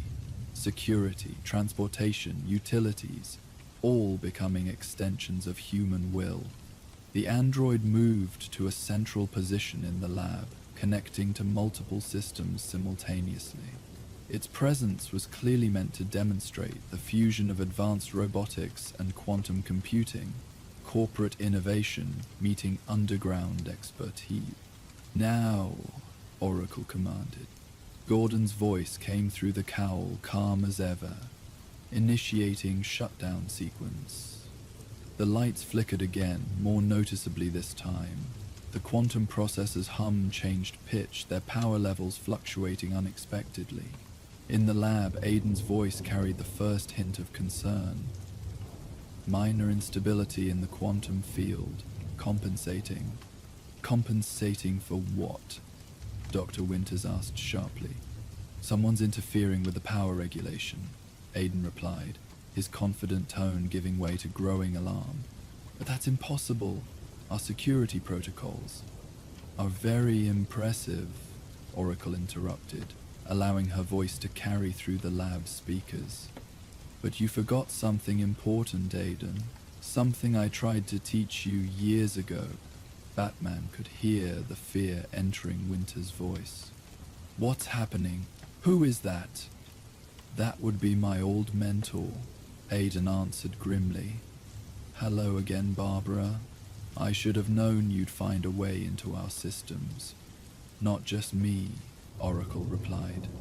Did you really think I wouldn't recognize my own techniques, that I wouldn't anticipate how you'd implement them? You've learned a lot, Aiden, but you're still thinking like a solo operator. The android suddenly stuttered in its movements, its connection to the quantum processors becoming erratic. Aiden's fingers flew across control panels, trying to stabilize the systems, but Oracle continued. While you were focused on building the perfect technological solution, we were talking to people, learning about maintenance schedules, contractor access, all the mundane details brilliant minds tend to overlook. Batman chose that moment to make his entrance, emerging from the hidden access panel as the quantum processors began an emergency shutdown sequence. The tour group guests backed away in surprise, while Dr. Winter's face showed dawning realization. "No," she said. "The maintenance work this morning. The contractor, Jim Gordon, sends his regards," Batman replied. "He's very good at going unnoticed, especially while installing override controls on your network junctions." Aiden's laugh carried a desperate edge. "Overrides won't help you. The quantum processors are already online. Once the bridge is established..." "It won't be," Oracle cut in, "because you made the same mistake the companies you stole from did, thinking better technology automatically means better security. But systems are only as secure as their physical infrastructure." As if to emphasize her point, the quantum processors shut down completely, their sophisticated cooling systems powering off with a long hiss of releasing pressure. The android froze mid-motion, its connection to the quantum network severed. "Manual overrides." Gordon's voice came through the cowl, carrying just a hint of satisfaction. "Sometimes the old ways still work best." Dr. Winters looked from the dead processors to Batman, her composed demeanor cracking slightly. "Do you have any idea what you've done? The advances we could have achieved, the barriers we could have broken." "I understand perfectly," Batman replied. "You wanted to prove a point about the vulnerability of centralized control, but you forgot that systems are built and maintained by people who can be turned against you or choose to help protect others." Aiden's hands had stopped moving on the controls, his expression shifting from frustration to something closer to comprehension. "That's what you were trying to teach me, wasn't it, Barbara? That all the brilliant code in the world doesn't matter if you don't understand the human element." "Something like that," Oracle agreed, her voice gentler now. "Technology is a tool, Aiden. Its value depends entirely on how we choose to use it." The sound of police sirens became audible in the distance. Oracle's signal to Gordon had gone out as soon as the shutdown was complete. Batman watched as Winters and Aiden exchanged resigned looks, both brilliant minds accepting the failure of their grand demonstration. "The stolen prototypes?" Batman asked. "In a secure storage room 2 floors down," Aiden answered quietly. "Everything intact. We needed the original hardware to prove our point about unrestricted innovation. A point that will now be made in court," Batman noted. "Along with evidence of corporate espionage, theft of proprietary technology, and attempted cyber terrorism." Dr. Winters straightened her jacket, composure returning as she accepted the inevitable. "Our lawyers will argue that we were conducting a legitimate security audit, testing corporate defenses through practical demonstration." "D-Bay can argue whatever they want," Oracle replied through the speakers. "But right now, every company you stole from is being notified about the recovery of their property, and about the vulnerabilities you exposed in their security systems, which they'll patch immediately," Aiden said with a bitter smile. "Ironic. We wanted to prove the flaws in their approach to innovation, but we'll end up making their systems stronger." "Innovation doesn't have to mean ignoring ethics," Batman told him. "Your skills could have been used to help these companies improve, instead of trying to prove their failures." The first police officers were entering the building now, Oracle smoothly releasing her control of the security systems to allow them access. The tour group guests, who had watched the entire exchange in stunned silence, were already being escorted to the lobby to give statements. "Take care of him, Batman," Oracle said privately through the cowl. "He's brilliant, but misguided. Like I was before I found better ways to use my skills." Batman nodded slightly, understanding her concern for her former student.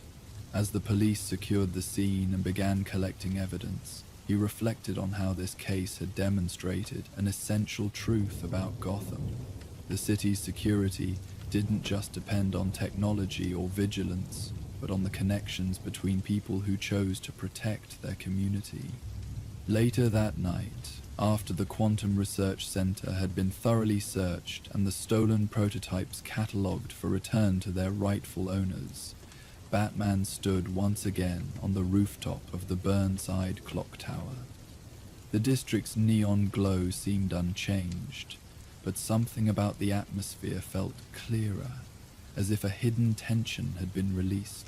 "Power consumption levels are back to normal throughout Burnside," Oracle reported, her voice carrying the satisfaction of a complex problem solved. "Dad's headed home, says to tell you he enjoyed playing telephone repairman for the evening. We couldn't have done it without him," Batman acknowledged. "Sometimes the best solutions combine new methods with old wisdom." "Speaking of wisdom," Oracle said, "I've been thinking about something Aiden said, about barriers and innovation. He wasn't entirely wrong about the problems with restricted technology, but his solution would have caused chaos," Batman noted. "Unrestricted access to city systems, no consideration for the consequences." "True, which is why I've drafted a proposal, a way for independent developers to work with major tech companies, sharing innovations while respecting security concerns." Her typing resumed its steady rhythm. "Several of the firms we helped tonight have already expressed interest. Even Dr. Winters might be offered a chance to contribute after she serves her time." Batman allowed himself a small smile. "Building bridges instead of forcing access. Constructive rather than destructive innovation." "Exactly, because that's what Burnside is really about. Finding ways for old and new to work together. Historic architecture and modern technology, corporate research and independent creativity, all part of the same community." The night air carried a gentle breeze, stirring Batman's cape as he looked out over the district. Burnside's unique character had emerged from exactly that kind of synthesis. Tradition and innovation finding harmony instead of conflict. Its strength lay not in walls or security systems, but in the connections between neighbors who chose to protect and support each other. "Another quiet night in Burnside," Oracle observed, though her tone suggested she was smiling. "Well, quiet now, anyway." Batman nodded, preparing to continue his patrol of Gotham's ever-evolving streets. Some threats required advanced technology to combat. Others needed nothing more than wisdom, patience, and the willingness to work together. The key was knowing when to apply each approach, and understanding that true security came from the hearts and minds of people who cared about their community. As he fired his grapnel and swung away from the clock tower, Batman reflected that this was perhaps Burnside's greatest innovation. Not its quantum computers or neural interfaces, but its demonstration that progress worked best when it brought people together instead of driving them apart. In that sense, the district represented hope for Gotham's future, a place where darkness could be held at bay, not just by advanced security systems, but by neighbors looking out for each other under the gentle glow of neon lights. As Batman left the neon-lit streets of Burnside behind, his thoughts turned to another of Gotham's distinctive neighborhoods awaiting his attention. The modern gleam of tech startups and trendy cafes gradually gave way to more classical architecture as he moved westward, where the city's historic theater district stood as a testament to a different kind of innovation, one built on artistry and imagination. rather than circuits and code. Here, ornate marquees replaced digital displays, and the evening air carried the lingering echoes of applause rather than the hum of servers. The theatre district held its own mysteries, its own shadows, and its own stories waiting to be uncovered. As one tale of Gotham concluded beneath Burnside's electronic glow, another was about to begin amid the velvet curtains and gilded archways of the city's cultural heart. The night was still young, and somewhere in the maze of historic playhouses and concert halls, a new mystery was taking shape. Dark whispers moved through the district's shadowed alleys, speaking of strange occurrences in one of Gotham's oldest venues, the majestic Crown Theatre. Our story turns now to Shadows in the Theatre District, where Batman must unravel a different kind of performance, one where the line between art and deception blurs in the soft glow of ghostlight. Ghost lights cast their gentle glow across empty stages throughout Gotham's theatre district, standing sentinel in the quiet hours between performances. These single bulbs, traditionally left burning when theatres were dark, created pools of soft illumination that barely touched the shadowed balconies and velvet curtains beyond. To Batman, perched in the ornate dome of the Crown Theatre, these lights represented more than mere superstition. They were beacons of Gotham's cultural heritage, keeping watch over spaces where art and history intertwined. The Crown Theatre had stood for over a century, its Art Deco facade and gilded interior a testament to an era when theatrical entertainment reigned supreme. Now, scaffolding cluttered its grand lobby, as long overdue renovations revealed layers of the building's past. But the construction work had stirred up more than just dust and memories.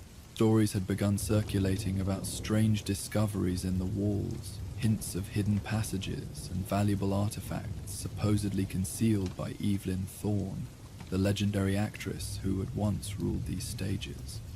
Another alarm at the majestic, Oracle's voice came through Batman's cowl, referring to a theater 3 blocks away. Third one this week. Security found nothing, just like the others. Batman's eyes narrowed as he studied the Crown's shadowed catwalks. Patterns escalating. The thief is testing response times, learning which alarms get attention. The timing matches the renovation schedule, Oracle noted. Each incident corresponds to a new section of the Crown being opened up, almost like someone's following the construction team's progress. Below, a ghost light flickered briefly, not the steady dimming of a failing bulb, but a momentary eclipse, as if something had passed between it and Batman's position. He activated his cowl's enhanced vision, scanning the theater's multiple levels. Movement in the eastern box seats, he reported quietly, too deliberate for Rat. That section's been closed for months, Oracle replied. Construction crews won't reach it until next week. No one should be up there. Batman descended silently to the theater's lower level, moving through shadows that seemed deeper and more numerous than usual in the vast space. The ghost light's glow created strange patterns on the walls, turning elaborate moldings into faces that appeared to watch his progress. A soft sound drew his attention, the subtle creak of well-oiled hinges, barely audible even in the perfect silence. It came from the direction of the box seats, but not from any obvious door. "Martin's on duty tonight," Oracle said, referring to Thomas Martin, the Crown's elderly head stagehand. "Want me to have him meet you? He knows every inch of this place." "Not yet," Batman replied. "Our visitor might recognize him." Martin mentioned hidden panels in the box seats, old service access points from the theater's original construction. Checking the blueprints now, Oracle confirmed. The Crown was built with extensive hidden infrastructure. Passages for stagehands to move quickly between sections, storage spaces for props and equipment, Some aren't even marked on modern floor plans. Batman reached the box seat level, moving with practiced silence across carpet that had cushioned theatrical footsteps for generations. The air carried a complex mix of scents, aged wood, dust, the lingering memory of countless performances held here, and something else. Something that didn't belong, a trace of modern electronics, the slight ozone smell of recently activated equipment. The eastern box seats were shrouded in shadow, their gilt decoration dulled by time and neglect. But Batman's enhanced vision revealed fresh marks on the ornate wall panels, subtle impressions that suggested recent manipulation. Found something, he sub-vocalized to Oracle. Someone's been using the hidden access points recently. Be careful, she cautioned. Those passages were built before modern safety codes. Some might not have been maintained in decades. Batman examined the wall panel carefully, noting the cleverly disguised pressure points that would trigger its release mechanism. The engineering was elegant in its simplicity. No electronics to fail, no power required. Just precisely balanced weights and counterweights, designed to operate silently even after a century of disuse. The panel opened smoothly, revealing a narrow passage that disappeared into darkness. Batman's cowl automatically adjusted to the low light, showing him a corridor that ran between the theater's outer walls and inner architecture. The space was tight but navigable, clearly designed for discreet movement during performances. "I'm sending you the original blueprints," Oracle said. "This section should connect to a network of similar passages throughout the building. They form a complete circuit. Someone who knows the system could move anywhere without being seen. Perfect for a thief studying security patterns," Batman noted, moving carefully into the hidden corridor. The walls were solid wood and plaster, muffling sound effectively, especially one creating a ghost story to keep people away. "About that," Oracle's typing picked up speed. "I've been researching Evelyn Thorne, the actress everyone's talking about. She wasn't just a performer. She was known for elaborate staging techniques, practically revolutionizing theatrical special effects in her time. She understood all about creating convincing illusions." Batman paused at a junction where multiple passages met. Decades of dust covered the floor, but recent footprints were clearly visible. Someone had been using these routes regularly. The thief did their homework, using the renovation publicity to revive old legends about Thorne's hidden treasures. "Speaking of homework," Oracle continued, "you should know the Crown's not the only target. I'm seeing insurance claims from 3 other theaters in the district. Small items missing from locked offices, props displaced, security cameras catching glimpses of what witnesses swear is a ghostly figure. Creating a pattern of supernatural activity," Batman observed, building anticipation for something bigger. He studied the footprints more closely. "These are deliberate. Too clear, too easy to follow. They want to be tracked." "A performance within a performance," Oracle agreed. "Classic misdirection. While everyone's focused on the Crown's renovation and supposed hauntings, they're setting up their real target elsewhere." Batman began following the tracks, but with heightened awareness of his surroundings. The thief was clearly skilled enough to lay false trails. What else was Thorne known for besides special effects? "She was a collector," Oracle replied. "Specifically jewelry and rare books. Her will mentioned a substantial private collection, but most of it vanished after her death in 1944. Local legend says she hid her most valuable pieces somewhere in the theater district, leaving clues in her favorite performance spaces."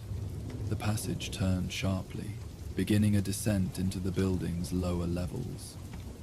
The footprints continued, still suspiciously clear. Batman activated his cowl's structural analysis, checking the integrity of the aging architecture before proceeding. The Crown was her home stage, he noted, but not her only venue. No, she performed regularly at the Majestic and the Orpheum too. All three theaters were connected by underground service tunnels during that era. Stagehands used them to transport large set pieces between venues. Batman reached the bottom of the passage, finding himself in a larger space that might once have been used for storage. His enhanced vision revealed more recent activity here: scuff marks on the walls, disturbed dust patterns suggesting careful searching. Someone's been methodically exploring these passages, he reported, looking for something specific. Oracle's typing paused briefly. That's interesting. According to these records, Thorne's last performance was a production called The Queen's Gambit, a play about an elaborate jewel heist. She disappeared 3 days later, along with her entire collection. How much was it worth? In today's terms, millions. But here's the really interesting part. She had just received news that developers were planning to demolish several theaters in the district. The official story was that she fled with her valuables, but some people believed she hid everything in the theaters themselves, Batman finished, protecting her collection by making it part of the buildings developers wanted to tear down. Exactly. And now, with new developers eyeing the district again, a soft sound echoed through the passages. Musical notes, barely audible but clearly deliberate, a few bars from a classical piece that Batman recognized from his parents' records. Someone's in the main auditorium, he reported quietly. Be careful, Oracle cautioned. That music, it's from The Queen's Gambit, the same production Thorne vanished after performing. Batman moved silently through the passage network, following the faint melody. The music grew marginally louder as he approached a panel that, according to the blueprints, would open into the theater's orchestra pit. Martin mentioned something about this section, Oracle said. Hidden panels under the stage, designed for performers to seem to appear and disappear during shows. Thorne was famous for using them in her productions. The music stopped abruptly, replaced by the subtle sound of movement above. Someone walking across the main stage with practiced grace. Batman eased the panel open just enough to observe, his cowl's enhanced vision penetrating the darkness. A figure stood center stage, posed dramatically in the ghost light's gentle glow. Their costume was a perfect recreation of 1940s theatrical style, down to the smallest detail. As Batman watched, they began to move through what was clearly a choreographed sequence, marking the positions of an old performance with fluid precision. Our thief is recreating Thorne's final show, Batman sub-vocalized to Oracle, learning her movements, her timing, because she left clues in the performance itself, Oracle realized. The staging, the effects cues, the positions, they could all be part of a map leading to her hidden collection. The figure on stage reached the sequence's end position, then broke character with a decidedly modern flourish. When they spoke, their voice carried both theatrical projection and amused confidence. I wondered when you'd catch up, Batman. Enjoying the show? Batman emerged from the orchestra pit in a smooth motion, his cape settling around him like dark curtains. An impressive performance, but this theater's seen better actors. The thief laughed, the sound carrying genuine delight. Oh, I don't pretend to match Evelyn's talent. I'm more interested in her technical innovations. They gestured to the surrounding architecture. She understood something fundamental about theaters. They're machines built to create illusion. Every track, every pulley, every hidden panel serves a purpose. Like convincing people they're seeing ghosts. Simply playing to expectations, the thief replied with an elegant shrug. When renovation work reveals secret passages, people want to believe in theatrical haunts. It's part of the romance. They move to stage left, maintaining perfect awareness of their position relative to the ghost light. Besides, the stories keep developers nervous. Harder to demolish a theater when the public thinks it's historically significant. Batman noted how the thief always kept multiple escape routes within reach, the mark of someone who had thoroughly studied their environment. The other theaters you've hit, they're not just practice runs. Very good, the thief praised. Evelyn left her collection in pieces, a theatrical scavenger hunt. Each venue holds clues to the next location. They produced a small object that glinted in the ghost light, an ornate key of obvious age and value. Tonight's performance helped me confirm something about the Crown's role in her puzzle. That it's not her final hiding place, Batman deduced, just another step in the sequence. The thief's smile was audible in their voice. The Crown was her home stage, but not her last stage. That honor belongs to the Orpheum, Oracle cut in through Batman's cowl. Her first major venue, where she started her career. The symmetry would appeal to her theatrical sensibilities. A beautiful bit of misdirection, the thief agreed, though they couldn't have heard Oracle. Everyone assumes she hid everything here, in her famous home, but Evelyn understood the power of returning to beginnings. Batman took a measured step forward, noting how the thief instinctively matched his movement to maintain their relative positions.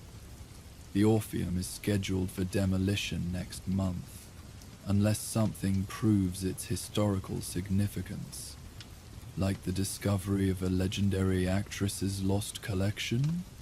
The thief's tone carried knowing amusement. The developers would have to delay their plans, probably long enough for the Preservation Society to arrange protected status. You're not just after the valuables, Batman realized. You're trying to save the theater itself. Evelyn had the same idea in 1944, the thief confirmed. She knew her collection would be worth more to history than to any private buyer. By hiding it in the buildings themselves, she made the theaters too valuable to destroy.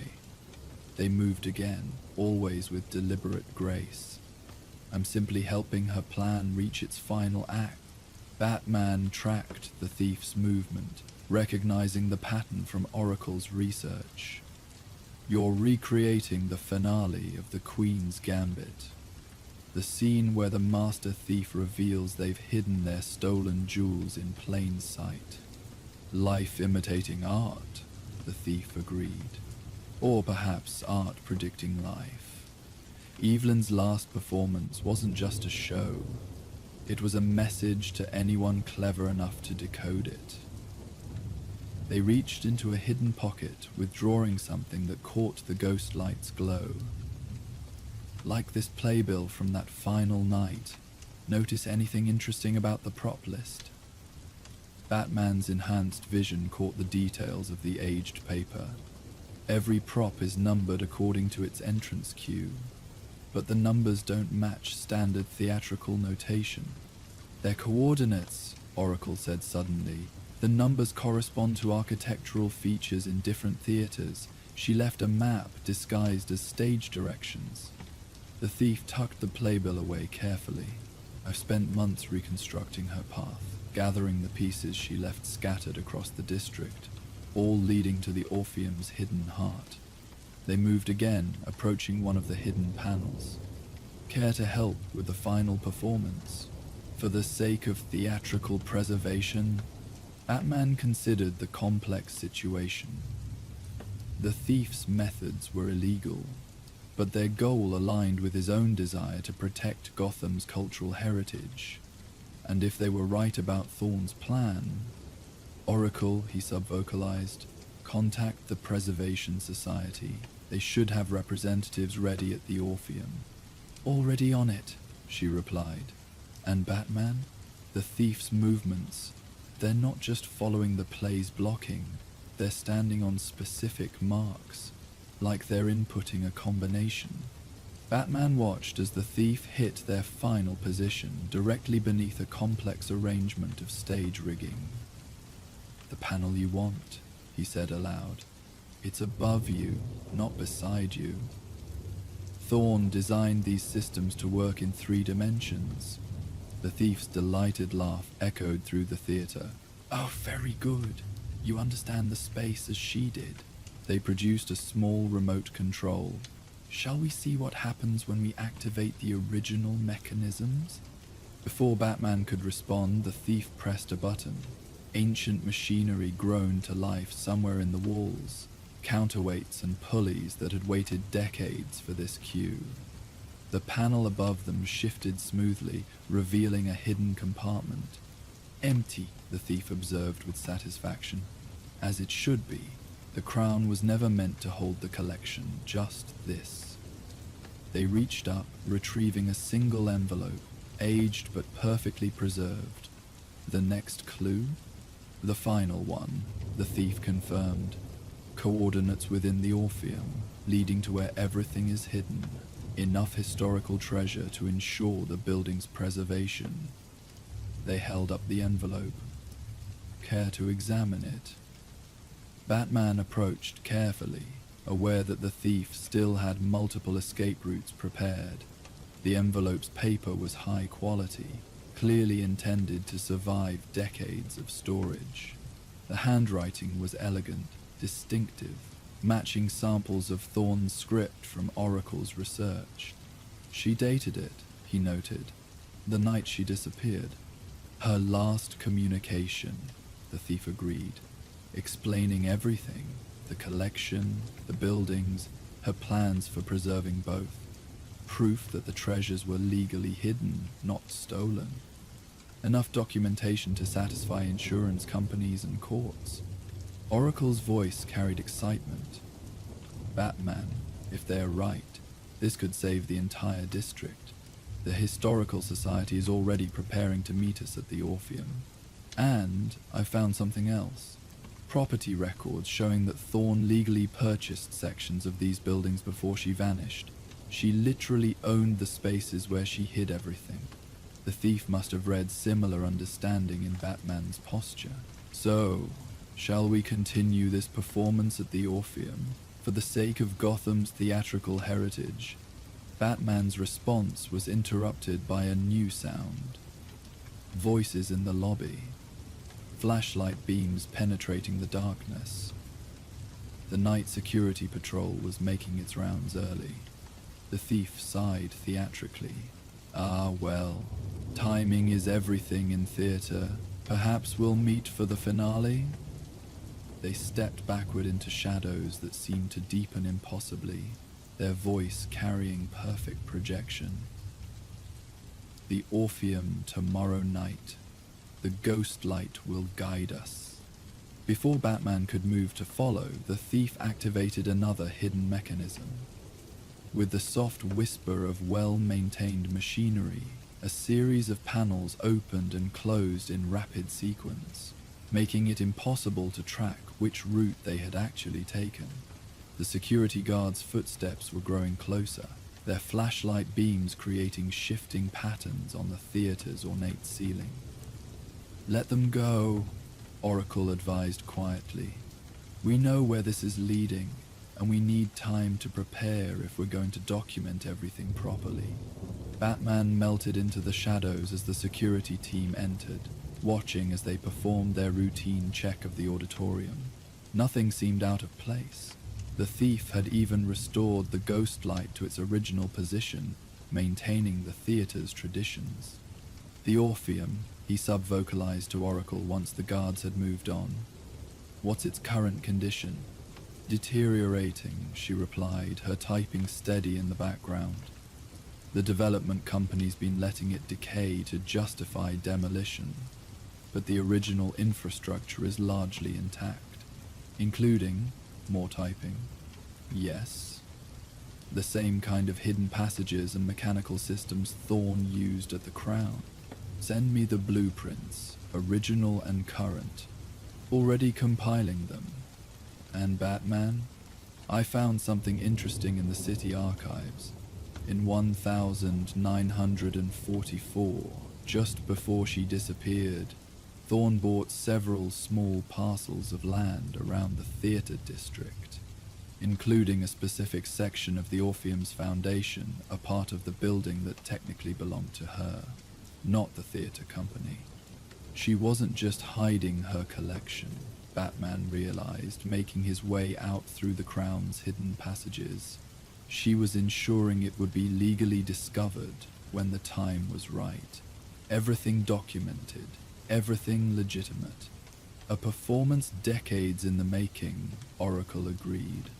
And tomorrow night's the finale. The Orpheum Theatre rose like a ghost itself in the pre-dawn hours, its faded grandeur still visible beneath years of neglect.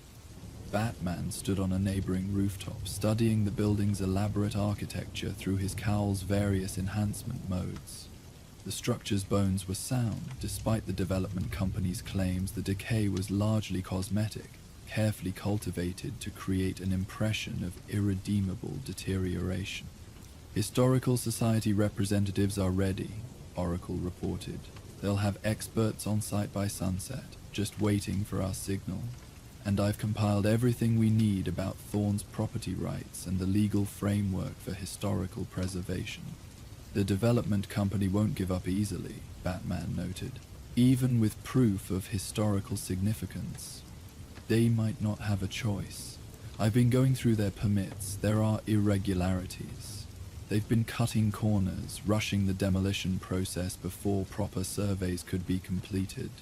The city council would have to delay everything for a full review if significant historical artifacts were discovered. The first hints of sunrise were touching the Orpheum's highest towers, bringing its deteriorating gargoyles into stark relief. Batman had already spent hours examining the building's exterior, noting the subtle signs of recent activity, slightly cleaner windowsills in certain sections, minute wear patterns around specific decorative elements that might conceal access points. "What about our thief?" he asked. "Any indication of their preparations?" "Nothing obvious," Oracle replied, "but they clearly know the building's systems as well as they knew the Crown's. And I found something interesting about Thorne's final performance here. The Queen's Gambit wasn't just her last show at the Crown. She performed it first at the Orpheum at the very beginning of her career. Coming full circle, Batman observed. Where did it all start? The eastern wing, near the old dressing rooms. According to playbills from that era, she specifically requested room 13, supposedly because other performers considered it unlucky. It would have been perfect for her purposes, isolated, connected to multiple maintenance passages, and directly above her legally purchased section of the foundation," Batman finished. She could modify the space without anyone noticing. Dawn continued its slow advance as Batman made his final preparations.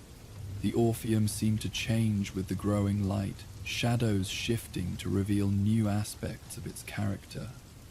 Even in decay, the building retained an undeniable elegance, a testament to an era when theaters were designed to be more than just performance spaces. "Thomas Martins agreed to help," Oracle said, referring to the Crown's elderly stagehand. "He worked at the Orpheum decades ago, knows all the original systems. He's worried about the demolition too, says these old theaters have secrets worth preserving beyond just their architecture." Batman nodded slightly.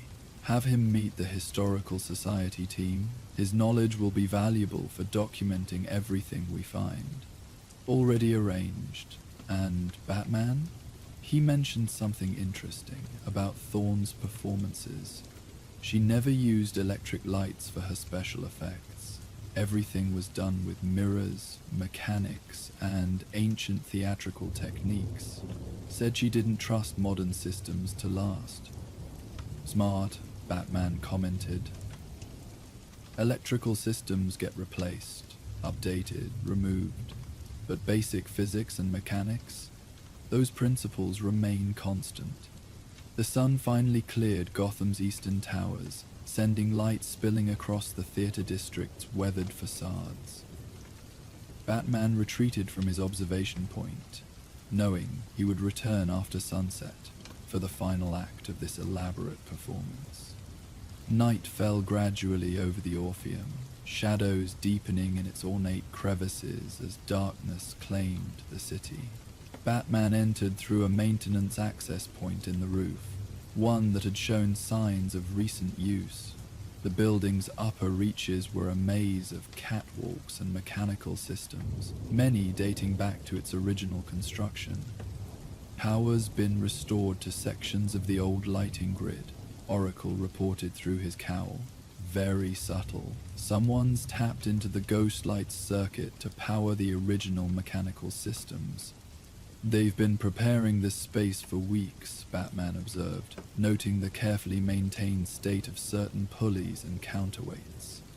Ancient machinery had been cleaned and oiled, made ready for one final performance.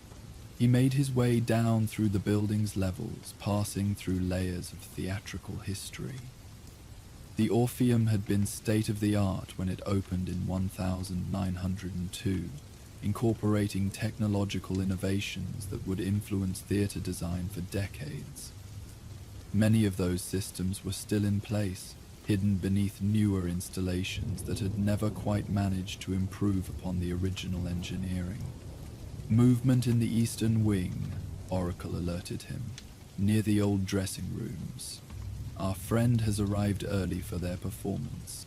Batman changed course, heading toward room 13. The corridors here were narrower, more intimate, spaces designed for performers rather than audiences. Despite years of neglect, the walls still carried traces of old show posters, ghosts of productions long past. The ghost light in this section cast longer shadows, its position slightly adjusted from standard placement. Batman's enhanced vision revealed how its beam caught certain architectural features at specific angles, creating subtle patterns that might guide someone who knew what to look for. The light's positioned exactly as it was in photographs from Thorne's early performances, Oracle noted. She used reflected light to highlight particular elements of the stage. Martin said it was part of her signature style, creating a trail for those who understand theatrical lighting, Batman concluded. Which elements catch the reflection? Checking the original stage diagrams. Yes, there's a pattern. Each highlighted point corresponds to a number from that prop list we found. She wasn't just hiding clues in multiple theaters. She left a complete set of instructions in each one, in case some buildings were lost before the right person could decode everything. The dressing room door stood slightly ajar, its old wood bearing the faded remains of gilded numbers. 13. Inside, the ghost light's carefully positioned beam caught a massive mirror mounted on the far wall, its surface clouded with age, but still functional. The thief stood before the mirror, once again in period-accurate costume. They were recreating poses from an old photograph that Batman recognized from Oracle's research. Thorne preparing for her first major role. Right on cue, they said without turning. I thought you'd appreciate the historical accuracy of my entrance. The mirror's not just for makeup, Batman observed. It's positioned to reflect light into the building's infrastructure, creating signal paths. The thief's smile was visible in the mirror's spotted surface. Evelyn understood that theaters are essentially enormous optical instruments. Every angle, every reflection serves a purpose. They gestured to where the ghost light's beam caught the mirror. Watch what happens when we activate the original mechanics. They pressed a hidden panel beside the mirror's frame. With well-maintained precision, the entire mirror assembly rotated slightly, sending the reflected beam along a new path. The light caught a series of smaller mirrors mounted in seemingly decorative moldings, creating a complex network of illumination that revealed previously hidden details in the room's architecture. A theatrical treasure map, the thief explained with evident appreciation. The light path shows us which architectural elements are actually access panels, and the order in which they should be activated. They turned to face Batman directly. Care to help solve the final puzzle? For the sake of historical preservation? Batman studied the pattern of reflected light. The development company has people watching the building. They'll try to stop us if they realize what's happening. Already taken care of, Oracle cut in through his cowl. The Historical Society representatives are keeping them busy with last-minute surveys and permit reviews, and I've made sure GCPD knows to respond slowly to any security alerts from this area tonight. The thief seemed to read his decision in his posture. Excellent. Then let's begin. The first sequence requires 2 people anyway. Evelyn designed it so her secrets couldn't be accessed alone. They moved to one of the highlighted panels. Shall we preserve a piece of theatrical history? Batman took position near another panel, noting how the light reflections created precise markers for positioning. The mechanisms are still operational? Tested and maintained, the thief confirmed. I've spent weeks preparing the systems, just as Evelyn would have wanted. They reached for their panel. On my mark, 3, 2, 1. They activated their panels simultaneously. The room's architecture seemed to shift, panels sliding with well-oiled precision to reveal a narrow passage behind the mirror. The ghost light's beam now illuminated a steep staircase, descending into darkness. The basement level she owned legally, Batman noted. Accessible only through mechanics she designed. Protected by time and theatrical tradition, the thief agreed. Even the ghost light serves multiple purposes. Without it in exactly the right position, the reflection patterns don't resolve properly. They gestured to the staircase. Shall we see what Evelyn left for posterity? The passage led them down through multiple levels of the Orpheum's infrastructure, each transition marked by more mechanical puzzles that required precise timing and positioning to solve. The thief's theatrical training was evident in their movements. Every step hit exactly the right mark. Every gesture served a specific purpose. The development company's security team is getting nervous, Oracle reported. They've noticed power fluctuations from the ghost light circuit. Historical Society's running interference, but we should hurry. Finally, they reached a chamber that must have been part of the original foundation, the section Thorne had purchased legally before her disappearance. The space was larger than Batman expected, its walls lined with shelving units concealed behind protective panels. The thief activated one final sequence of mechanics. Panels slid aside smoothly, revealing an astonishing collection. Jewelry, rare books, theatrical artifacts, all carefully preserved in climate-controlled cases. But more importantly, every item was meticulously documented. Photographs, provenance papers, detailed notes about historical significance. Her gift to theatrical history, the thief said softly. Not just valuable items, but a carefully curated collection telling the story of American theater's golden age. All legally purchased, all properly documented, and all hidden here to protect the building itself. Batman examined the nearest display case. She left instructions for everything, how it was hidden, why, what she wanted done with it once discovered.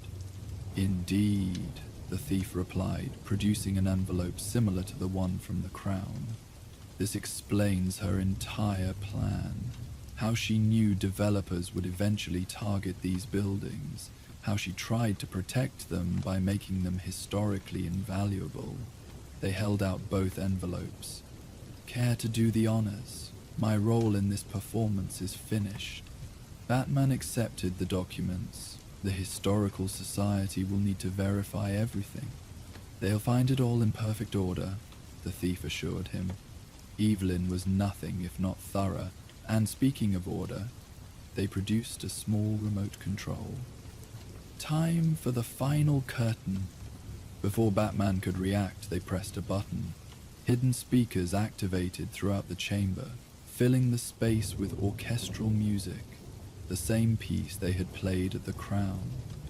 Simultaneously, a complex series of mechanics engaged, panels sliding and lights shifting to create multiple escape routes. Can't resist a theatrical exit, the thief called over the music. Besides, some mysteries should remain even after the main secret is revealed. It adds to the romance. Their voice came from multiple directions as they activated Thorne's trick acoustics. The building is saved, that's what matters. The rest is just theater. Batman could have pursued them through the mechanical maze, but Oracle's voice carried greater urgency. Development company security is mobilizing. They've spotted the Historical Society team. We need to document everything quickly. He pressed his Cowl's command sequence, transmitting his visual feed to Oracle. Send in the preservation experts. Everything needs to be officially recorded before anyone else arrives. Already on it, she confirmed.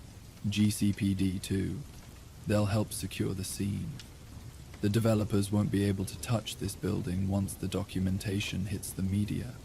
As if in response to his thoughts, the chamber's lighting shifted, highlighting each display case and sequence.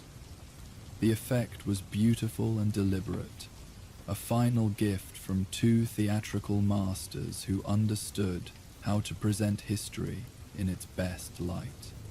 The thief said some mysteries should remain, Oracle mused as Batman began documenting the collection. Like their identity? They'll be back, Batman replied with certainty. The theater district has other buildings at risk, other secrets to preserve. This was just the opening act. He could hear commotion from above as officials began arriving, drawn by the Historical Society's carefully timed alerts. The Orpheum's ghost light still burned in its adjusted position, maintaining the reflection patterns that had guided them to this discovery. Tomorrow, experts would begin the process of verifying and cataloging everything, but tonight, in these quiet moments before the house lights came up, Batman appreciated the elegant complexity of what had been achieved. A masterpiece of theatrical planning had saved a piece of Gotham's cultural heritage, using the very traditions and technologies it sought to preserve. In the end, that seemed a fitting tribute to both Evelyn Thorne and the mysterious thief who had helped complete her final performance. As Batman made his way back through the Orpheum's hidden passages, he reflected that some of Gotham's most important victories happened not in explosive confrontations, but in quiet moments of discovery and preservation. The city's soul lived in places like this, in theaters where art and engineering combined to create magic, in hidden chambers where history waited patiently to be rediscovered, in traditions passed down through generations of performers and stagehands who understood that some things were worth protecting. The ghost light would continue its vigil, standing sentinel over stages where countless stories had been told, and somewhere in Gotham's shadowed wings, a new performer waited for their next cue, ready to help preserve other pieces of theatrical history, one carefully orchestrated illusion at a time. High above the theater district, dawn was approaching once again. Batman stood atop the Orpheum's newly secured roof, watching as the city's eastern towers caught the first hints of morning light. Below, preservation experts continued their careful documentation of Thorne's collection, each item adding another layer of protection to the historic building that had guarded them for so long. The thief had vanished into the district's theatrical shadows, leaving only the lingering echo of orchestral music and the satisfaction of a performance well executed. But Batman knew their paths would cross again. Other theaters faced similar threats. Other histories needed protection. The show, as they say, must go on. For now, though, the Orpheum stood safe in the growing light, its ghost light still burning behind carefully positioned mirrors, reflecting patterns that had waited decades to be understood. In Gotham's theater district, where art and mystery danced together in the space between curtain and spotlight, another tale had reached its intended conclusion, not with violence or confrontation, but with the quiet triumph of preservation over decay, of history honored rather than erased. As Batman left the theater district behind, the ornate facades and historical stages gave way to even older architecture. The preserved glamour of Gotham's entertainment past gradually transformed into something more ancient and austere, the stone spires and weathered gargoyles of the city's religious quarter. Here, stained glass replaced theatrical spotlights, and the whispers of prayer echoed where stage whispers once carried.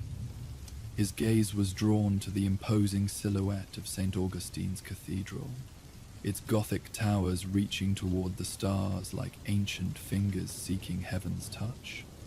While the theater district had held secrets of artistry and illusion, this sacred space harbored mysteries of faith and shadow, where centuries of devotion had left their mark in stone and spirit.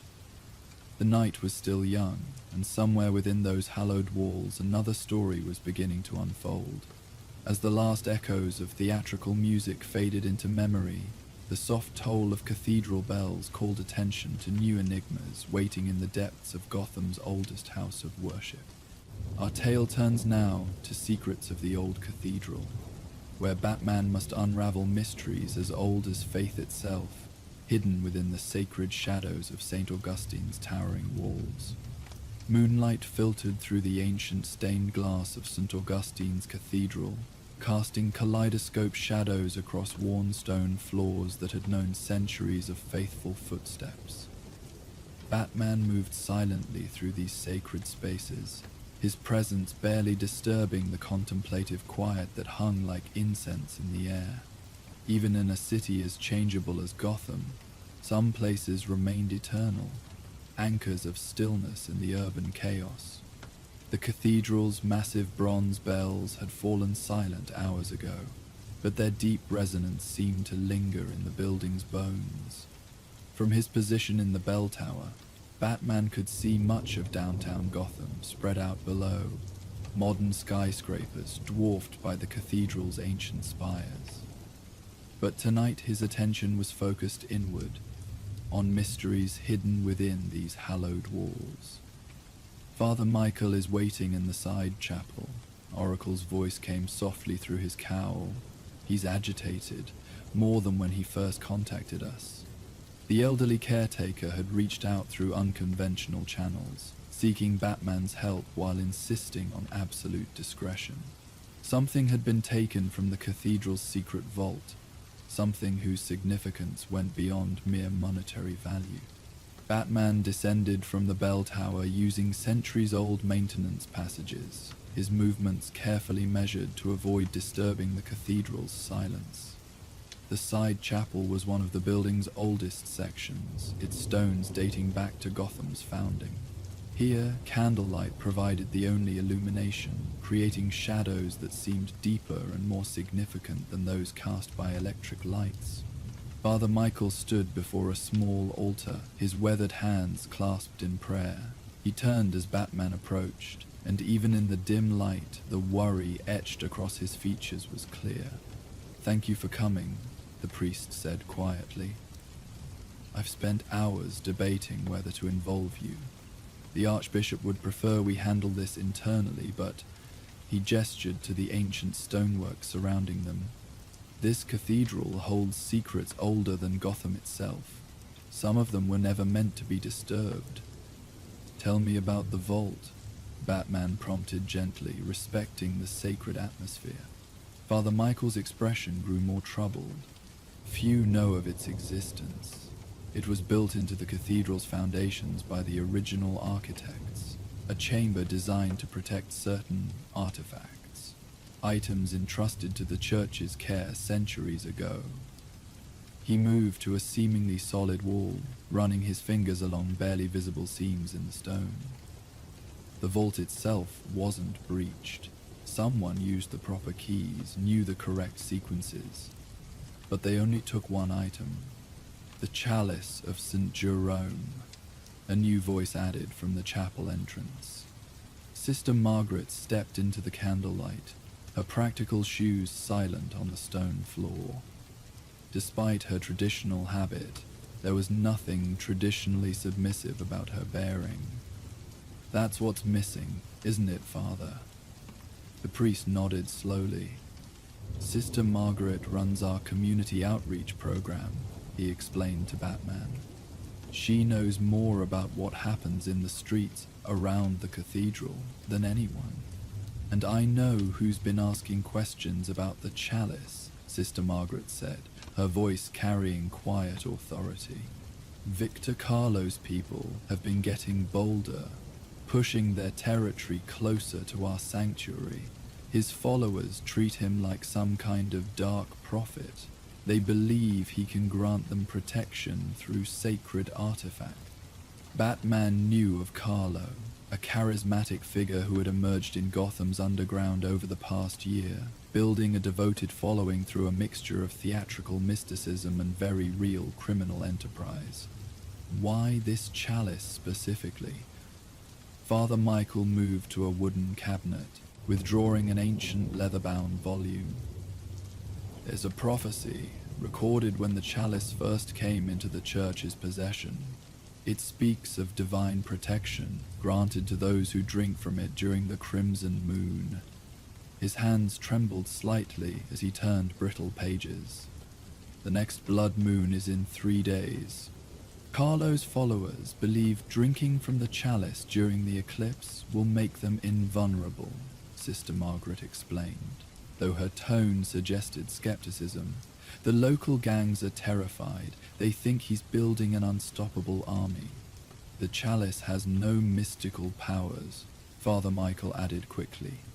Its true value is historical and spiritual, but in the wrong hands, even the belief in such power can be dangerous. Batman studied the ancient text, his cowl's enhanced vision capturing details that might have been missed by normal sight. The prophecy mentions specific conditions, ritual elements that would need to be performed in a consecrated space. Sister Margaret's expression sharpened with understanding. They'll need to use the cathedral itself. That's why Carlo's people have been scouting the building, attending services, asking questions about our schedule. The cathedral must be protected, Father Michael insisted. Not just the building, but what it represents to the community. If Carlo's followers desecrate this space, he trailed off, the weight of responsibility heavy in his voice. Batman turned his attention to the wall Father Michael had touched earlier. Show me the vault. I need to understand how they accessed it. The priest hesitated only briefly before nodding. His fingers found specific points in the stonework, pressing them in a precise sequence. With barely a sound, a section of wall swung inward, revealing a narrow staircase descending into darkness. The vault predates modern security, Father Michael explained as they descended. Its protections are architectural, weight-sensitive stairs, precise acoustic triggers, passages that only open when multiple conditions are met simultaneously. The staircase spiraled down through layers of the cathedral's foundation, each turn revealing more sophisticated medieval engineering. Batman's cowl analyzed the security measures, ingenious systems of counterweights and pressure plates that would have seemed magical to ancient minds. Someone mapped these defenses carefully, he observed, spent time learning the patterns. They posed as academic researchers, Sister Margaret confirmed. claimed to be studying medieval architecture. We get legitimate scholars often enough that it didn't raise suspicion. They reached the vault itself, a chamber whose walls were lined with recessed niches, most containing reliquaries or other sacred objects. One space stood empty, its velvet lining disturbed recently. The chalice was kept here for centuries, Father Michael said softly, protected by faith and engineering alike. He touched the empty niche reverently. I should have been more vigilant. Batman examined the space with multiple scanning modes. No force was used. They had the correct key. Only 3 keys exist, the priest replied. Mine never leaves my possession. The Archbishop holds another. The third, he paused, troubled, was stolen from the diocesan archives last month, Sister Margaret finished, along with documents about the cathedral's original construction. We thought it was routine theft at the time. Oracle, Batman sub-vocalized. What do we know about recent break-ins at church properties? Checking now, she replied through his cowl. Yes, similar pattern at 3 other locations. Professional jobs, targeting historical documents rather than valuable items. All related to medieval architecture and church engineering. Batman continued his examination of the vault. They needed more than just the key. Knowledge of the security sequences, the acoustic triggers. He paused, noting something in the dust near the empty niche. And they're still studying. These marks are fresh. Someone returned to the vault after taking the chalice. But why? Father Michael asked. They already have what they came for. Because the chalice is only part of their plan, Batman realized. The prophecy mentions specific conditions. The blood moon, yes, but also ritual elements that would require intimate knowledge of sacred architecture. He turned to Sister Margaret. You said Carlo's people have been attending services? She nodded grimly, watching, learning the cathedral's rhythms. We've had to add security to protect our most vulnerable parishioners. They're not just planning to use the chalice, Batman concluded. They intend to perform the entire ritual here, in the cathedral itself. The vault visit was reconnaissance, learning how the building's original systems work, how to control access during their ceremony. Father Michael's face paled in the dim light. To defile this sacred space, to twist its purpose for dark rituals, I cannot allow it. You won't have to, Batman assured him. But I need to understand everything about how this building works. Every passage, every architectural feature they might try to use. The priest straightened, years of responsibility evident in his bearing. The cathedral holds many secrets. Some have been passed down through generations of caretakers, never written down. I will share what you need to know, and I'll tell you about Carlo's operation, Sister Margaret added. How he thinks, how he controls his followers. The man's no prophet, but he understands the power of belief, especially among those who feel abandoned by traditional faith. Batman nodded, already forming plans. Oracle, we need complete architectural scans of the cathedral. Focus on analyzing how the medieval systems interact with modern additions. Already on it, she replied. And Batman, the blood moon isn't the only significant date approaching. The cathedral's martyrdom festival is the night before, when the building will be full of devotees, holding all-night vigil, giving Carlo's people multiple opportunities to infiltrate. Batman noted, we'll need to protect both events without disrupting their spiritual significance. Father Michael touched the empty niche once more, his expression resolute. This cathedral has stood against darkness for centuries. It will not fall to false prophets and stolen relics. As they ascended from the vault, Batman studied how moonlight played through the stained glass windows, creating patterns that shifted with each passing cloud. The cathedral's builders had understood something profound about the relationship between light and shadow, faith and mystery. Now that ancient wisdom would need to serve a modern purpose, helping him protect this sacred space from those who would corrupt its power. Sister Margaret's practical voice cut through his contemplation. I should warn you, the gargoyles aren't just decorative. The original architects built them as part of the cathedral's defense system. Water flow during storms can trigger mechanical features throughout the building. Medieval security protocols, Oracle commented through the cowl. The entire structure was designed to be controllable through architectural systems. The builders created a medieval smart building, centuries before electronics. Batman's enhanced vision traced the complex network of rainwater channels and mechanical triggers. Carlo's people will try to use those systems during their ritual. We need to understand them better than they do. Father Michael led them through the cathedral's upper reaches, explaining how centuries of caretakers had maintained the original engineering while adapting it to changing needs. Each gargoyle had a purpose. Each architectural feature served multiple functions. The building was both a place of worship and an elaborate machine, designed to protect itself and its contents through ingenious medieval craftsmanship.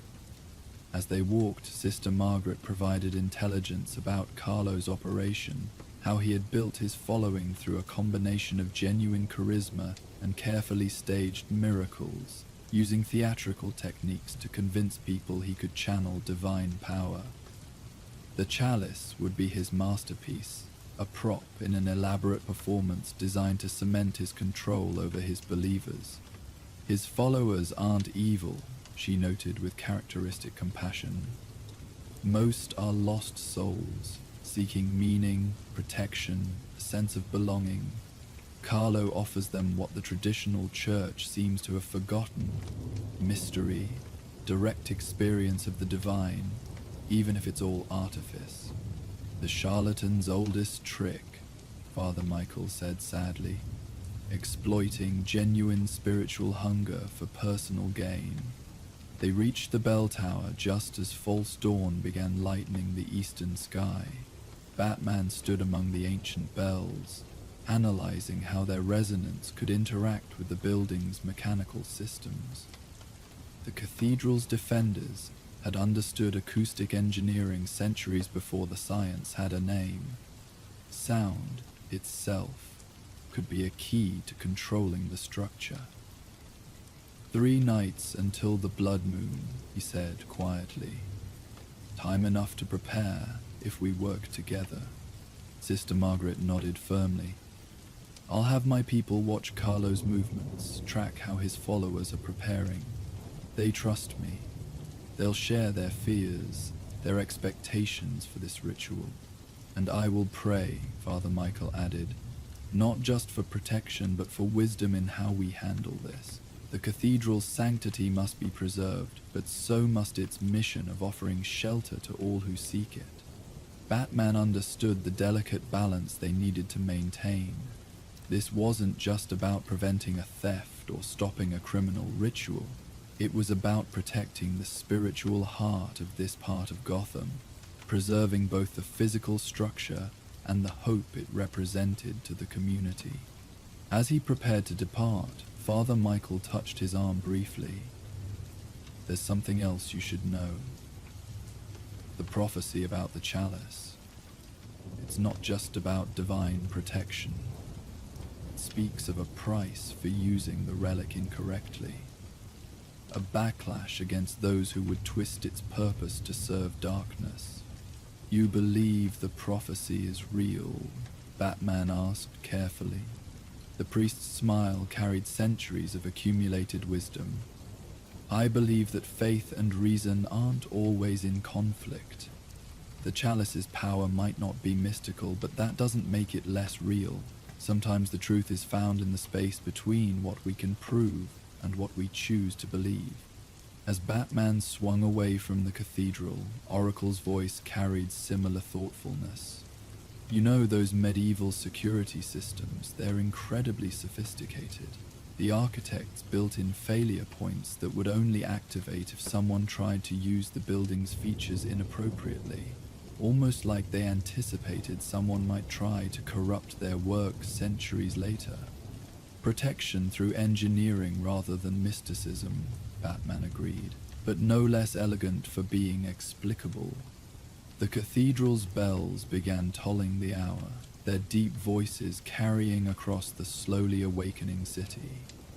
In 3 days, during the blood moon, those same bells would ring out again, either celebrating the protection of this sacred space, or marking a darker turn in the eternal dance between faith and deception. Batman already knew which outcome he would work to ensure. Some mysteries were better left undisturbed, some traditions worth protecting not for their supernatural power, but for the very human hope they represented.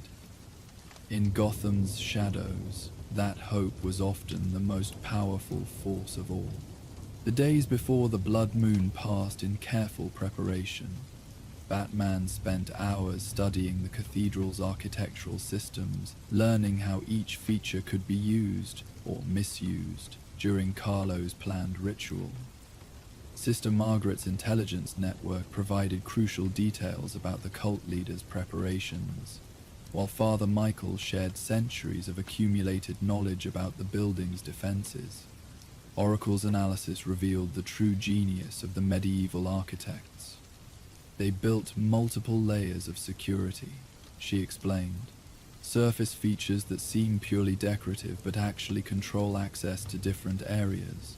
And there are fail-safes everywhere. Try to use the wrong combination of systems, and the whole structure locks down. The Martyrdom Festival arrived, bringing hundreds of devoted parishioners for the all-night vigil. Batman watched from the shadows as Sister Margaret's people subtly directed the crowd flow, ensuring Carlo's followers couldn't access certain key areas. Father Michael led the prayers with calm dignity, his faith providing a steady center for the community's devotion. As midnight approached, Batman detected the first signs of infiltration. Cultists moved through the crowd with practiced stealth, positioning themselves near architectural features mentioned in the stolen documents. Their coordination suggested extensive planning. Carlo had trained them well. They're mapping the control points, Oracle observed through his cowl, learning which systems they'll need to access for tomorrow night's ritual. Let them look, Batman replied quietly, but watch which areas draw their attention. The vigil continued through the night, candles flickering in perfect stillness as prayers echoed off ancient stone. By dawn, Batman had identified 12 of Carlo's followers and logged their movements. The pattern was clear. They were preparing for an elaborate ceremony that would use the cathedral's own features to create an illusion of divine power. Clever, Sister Margaret commented when he shared his findings. The architectural systems could create quite a show. Water flowing up instead of down, sounds that seemed to come from nowhere, light effects through the stained glass. Combined with the chalice and Carlo's theatrical skills, his followers would believe they were witnessing a genuine miracle. Father Michael finished. Their faith in him would become unshakable. Batman spent the day making final preparations, working with Oracle to understand how Carlo's people might trigger the cathedral's medieval systems. The blood moon would rise at midnight, but the cult's ritual would need to begin earlier to achieve the proper dramatic timing. As sunset approached, Sister Margaret reported increased activity around the cathedral. Carlo's followers are gathering in small groups, trying not to draw attention. They're carrying ritual implements disguised as ordinary objects. And Carlo himself? No sign yet. He likes to make an entrance, probably waiting until the ceremony begins. Father Michael insisted on keeping the cathedral open for evening prayers despite the looming threat. We cannot let fear close these doors, he said firmly. That would be a greater victory for darkness than any stolen chalice. Batman positioned himself in the bell tower as night fell, watching as people moved through the cathedral below. His cowl's enhanced vision identified more of Carlo's followers mixing with genuine worshippers. They were carrying components that could be assembled into tools for accessing the cathedral's medieval controls. Wrench-like devices that could engage the ancient mechanisms. Tools for manipulating the water flow systems that powered much of the building's engineering. They're positioning themselves near the major control points, Oracle observed. Following the pattern we predicted, but something's odd about their movements. They're leaving gaps in their coverage. Batman had noticed the same thing. They're leaving space for additional participants, people who haven't arrived yet. More experienced members? Sister Margaret's voice came through his cowl. She was monitoring from the community outreach office, coordinating with her network of informants. Or specialists, Batman replied. People who understand how to actually operate the medieval systems. He shifted position slightly, tracking movement in the cathedral's lower levels. Carlo didn't just study the building's architecture. He recruited people with specific skills. The moon was rising, its edge already showing a hint of the reddish tinge that would soon transform it completely. In the cathedral below, genuine worshippers were gradually departing as evening prayers concluded. Those who remained were increasingly recognizable as Carlo's followers, though they maintained a pretense of devotional behavior. Movement at the south entrance, Oracle reported. A group just arrived carrying musical instruments. Cases are the wrong size for what they claim to be holding. The acoustic triggers, Batman confirmed. They'll use sound to activate specific architectural features. He had spent hours studying how the cathedral's builders had incorporated musical frequencies into their security systems. Certain combinations of notes, played at precise locations, could activate mechanical sequences throughout the building. Father Michael's voice carried concern. The original architects designed those systems to enhance worship through sacred music, to use them for deception. More arrivals through the side chapel, Sister Margaret cut in. These ones know what they're doing, moving directly to predetermined positions. Batman watched as the new group dispersed through the cathedral. Their movements were professional, efficient. These were the specialists, people who understood medieval engineering and acoustics. Carlo had assembled a sophisticated team for his performance. The chalice? He subvocalized to Oracle. No sign yet. They'll want to time its appearance for maximum dramatic effect. Her typing was barely audible in the background. Temperatures dropping in the lower levels. They're already starting to manipulate the ventilation systems. The cathedral's medieval climate control was another marvel of engineering. A network of passages and chambers that could create dramatic atmospheric effects. Combined with the building's natural acoustics and carefully positioned lights, it could produce experiences that would have seemed miraculous to ancient worshippers. They're laying the groundwork for Carlo's entrance, Batman observed, building anticipation among the followers. Sister Margaret's voice carried knowing cynicism. Standard cult psychology. Create an atmosphere of expectation, make people anticipate something extraordinary. By the time their leader appears, they're primed to believe whatever they see. The moon continued its ascent, its color deepening toward blood red. Inside the cathedral, Carlo's people had begun what appeared to be a prayer service, but the words were unfamiliar, a mixture of Latin phrases and something older. The acoustic specialists had positioned themselves near key resonance points, their instruments ready.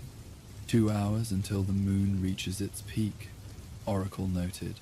They'll want to build gradually toward that moment. Batman shifted his position, moving through the cathedral's upper architecture with practiced silence. The cultists had positioned guards near obvious access points, but they didn't know about the maintenance passages Father Michael had revealed, routes known only to the cathedral's caretakers. Their security has gaps, he reported. They don't fully understand how the building's systems interact. The original architects were clever that way, Father Michael replied. They built in complications that wouldn't be obvious from studying the plans alone. Sequences that only work if you understand the spiritual principles behind them. As if to demonstrate his point, one of Carlo's teams attempted to activate a water flow system. The result was less dramatic than they'd clearly expected. Instead of the planned fountain effect, they managed only a faint trickle. "They'll learn," Sister Margaret cautioned. "They've got people analyzing each attempt, adjusting their approach." She was right. The next attempt produced better results, sending a cascade of water through previously hidden channels. The cultists were methodically testing the cathedral's features, learning through trial and error. "Main entrance," Oracle said suddenly. "Multiple vehicles arriving. This looks like..." "Carlo," Batman finished. He could see the procession forming, robed figures escorting a tall man whose mere presence seemed to electrify the gathered followers. Victor Carlo moved with practiced theatrical grace, every gesture calculated for maximum effect. "No sign of the chalice," Oracle noted, "but one of his attendants is carrying a wrapped object of about the right size."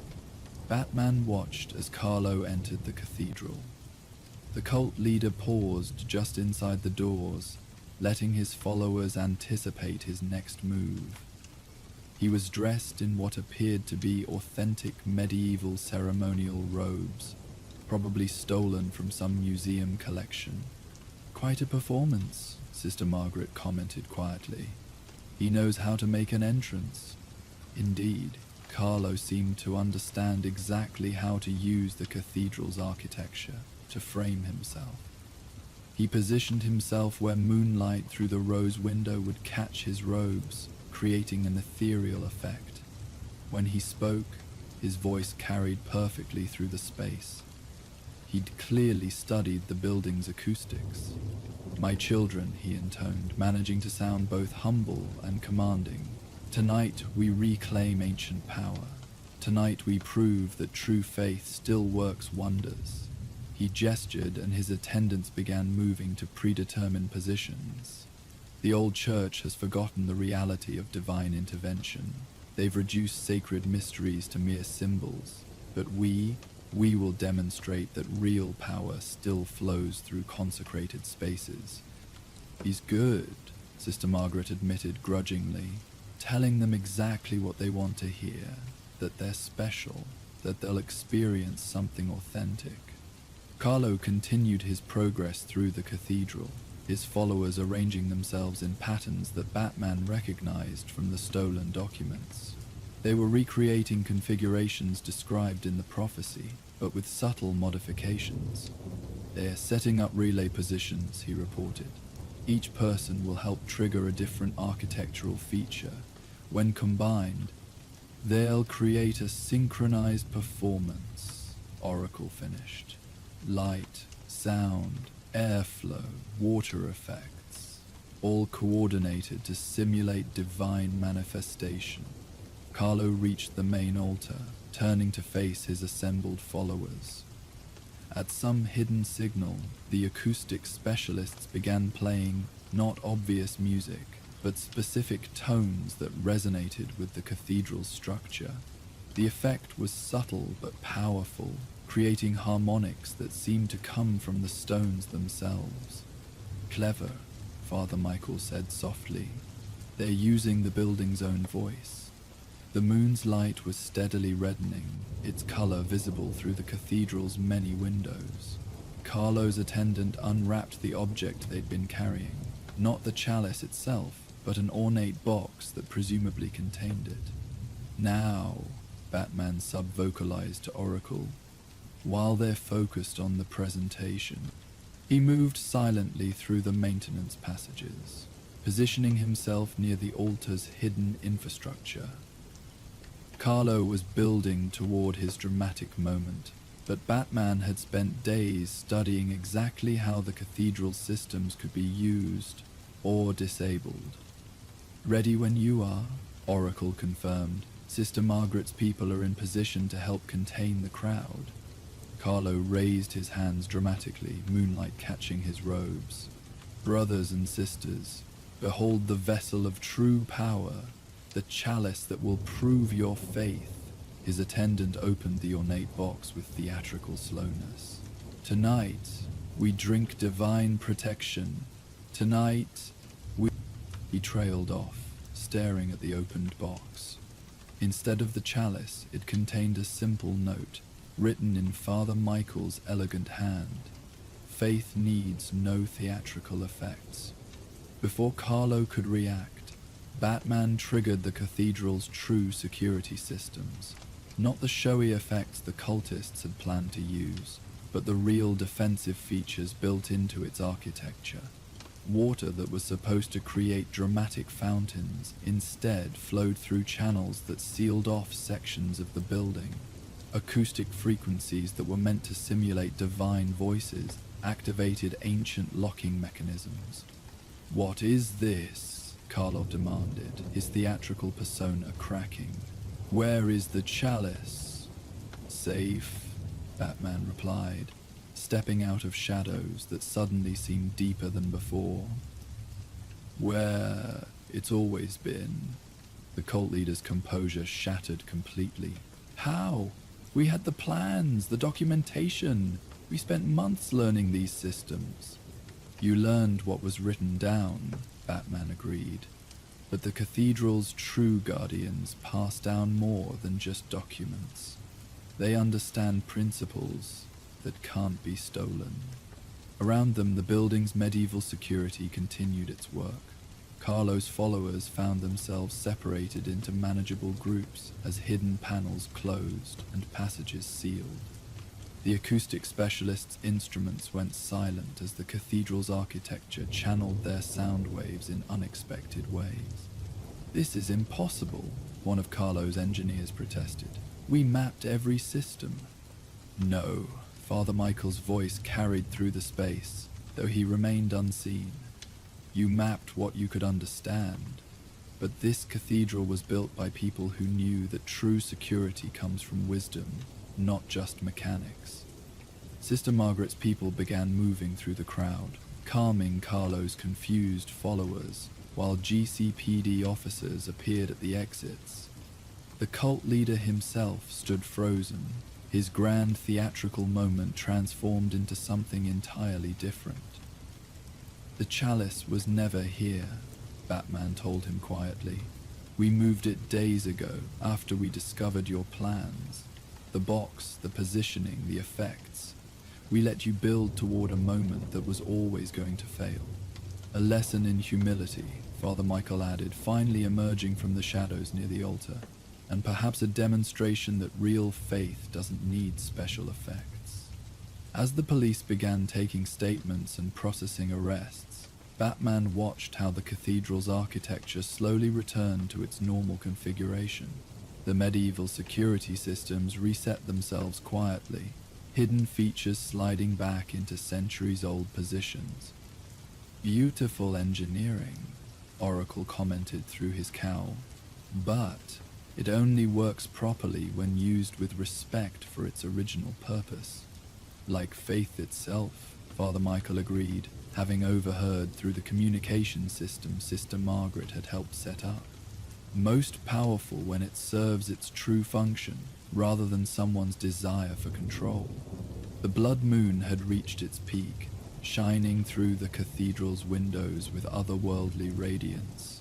But now its light fell on a very different scene than Carlo had planned. Not a demonstration of false miracles, but a reminder that true mysteries often lay in the harmony between faith and reason, between ancient wisdom and modern understanding. In the following days, the cathedral returned to its normal rhythms. The chalice was restored to a new, more secure location, and Father Michael worked with Sister Margaret to help those of Carlos' followers who genuinely sought spiritual guidance rather than theatrical validation. Batman made one final visit a week later, standing in the bell tower as evening prayers concluded below.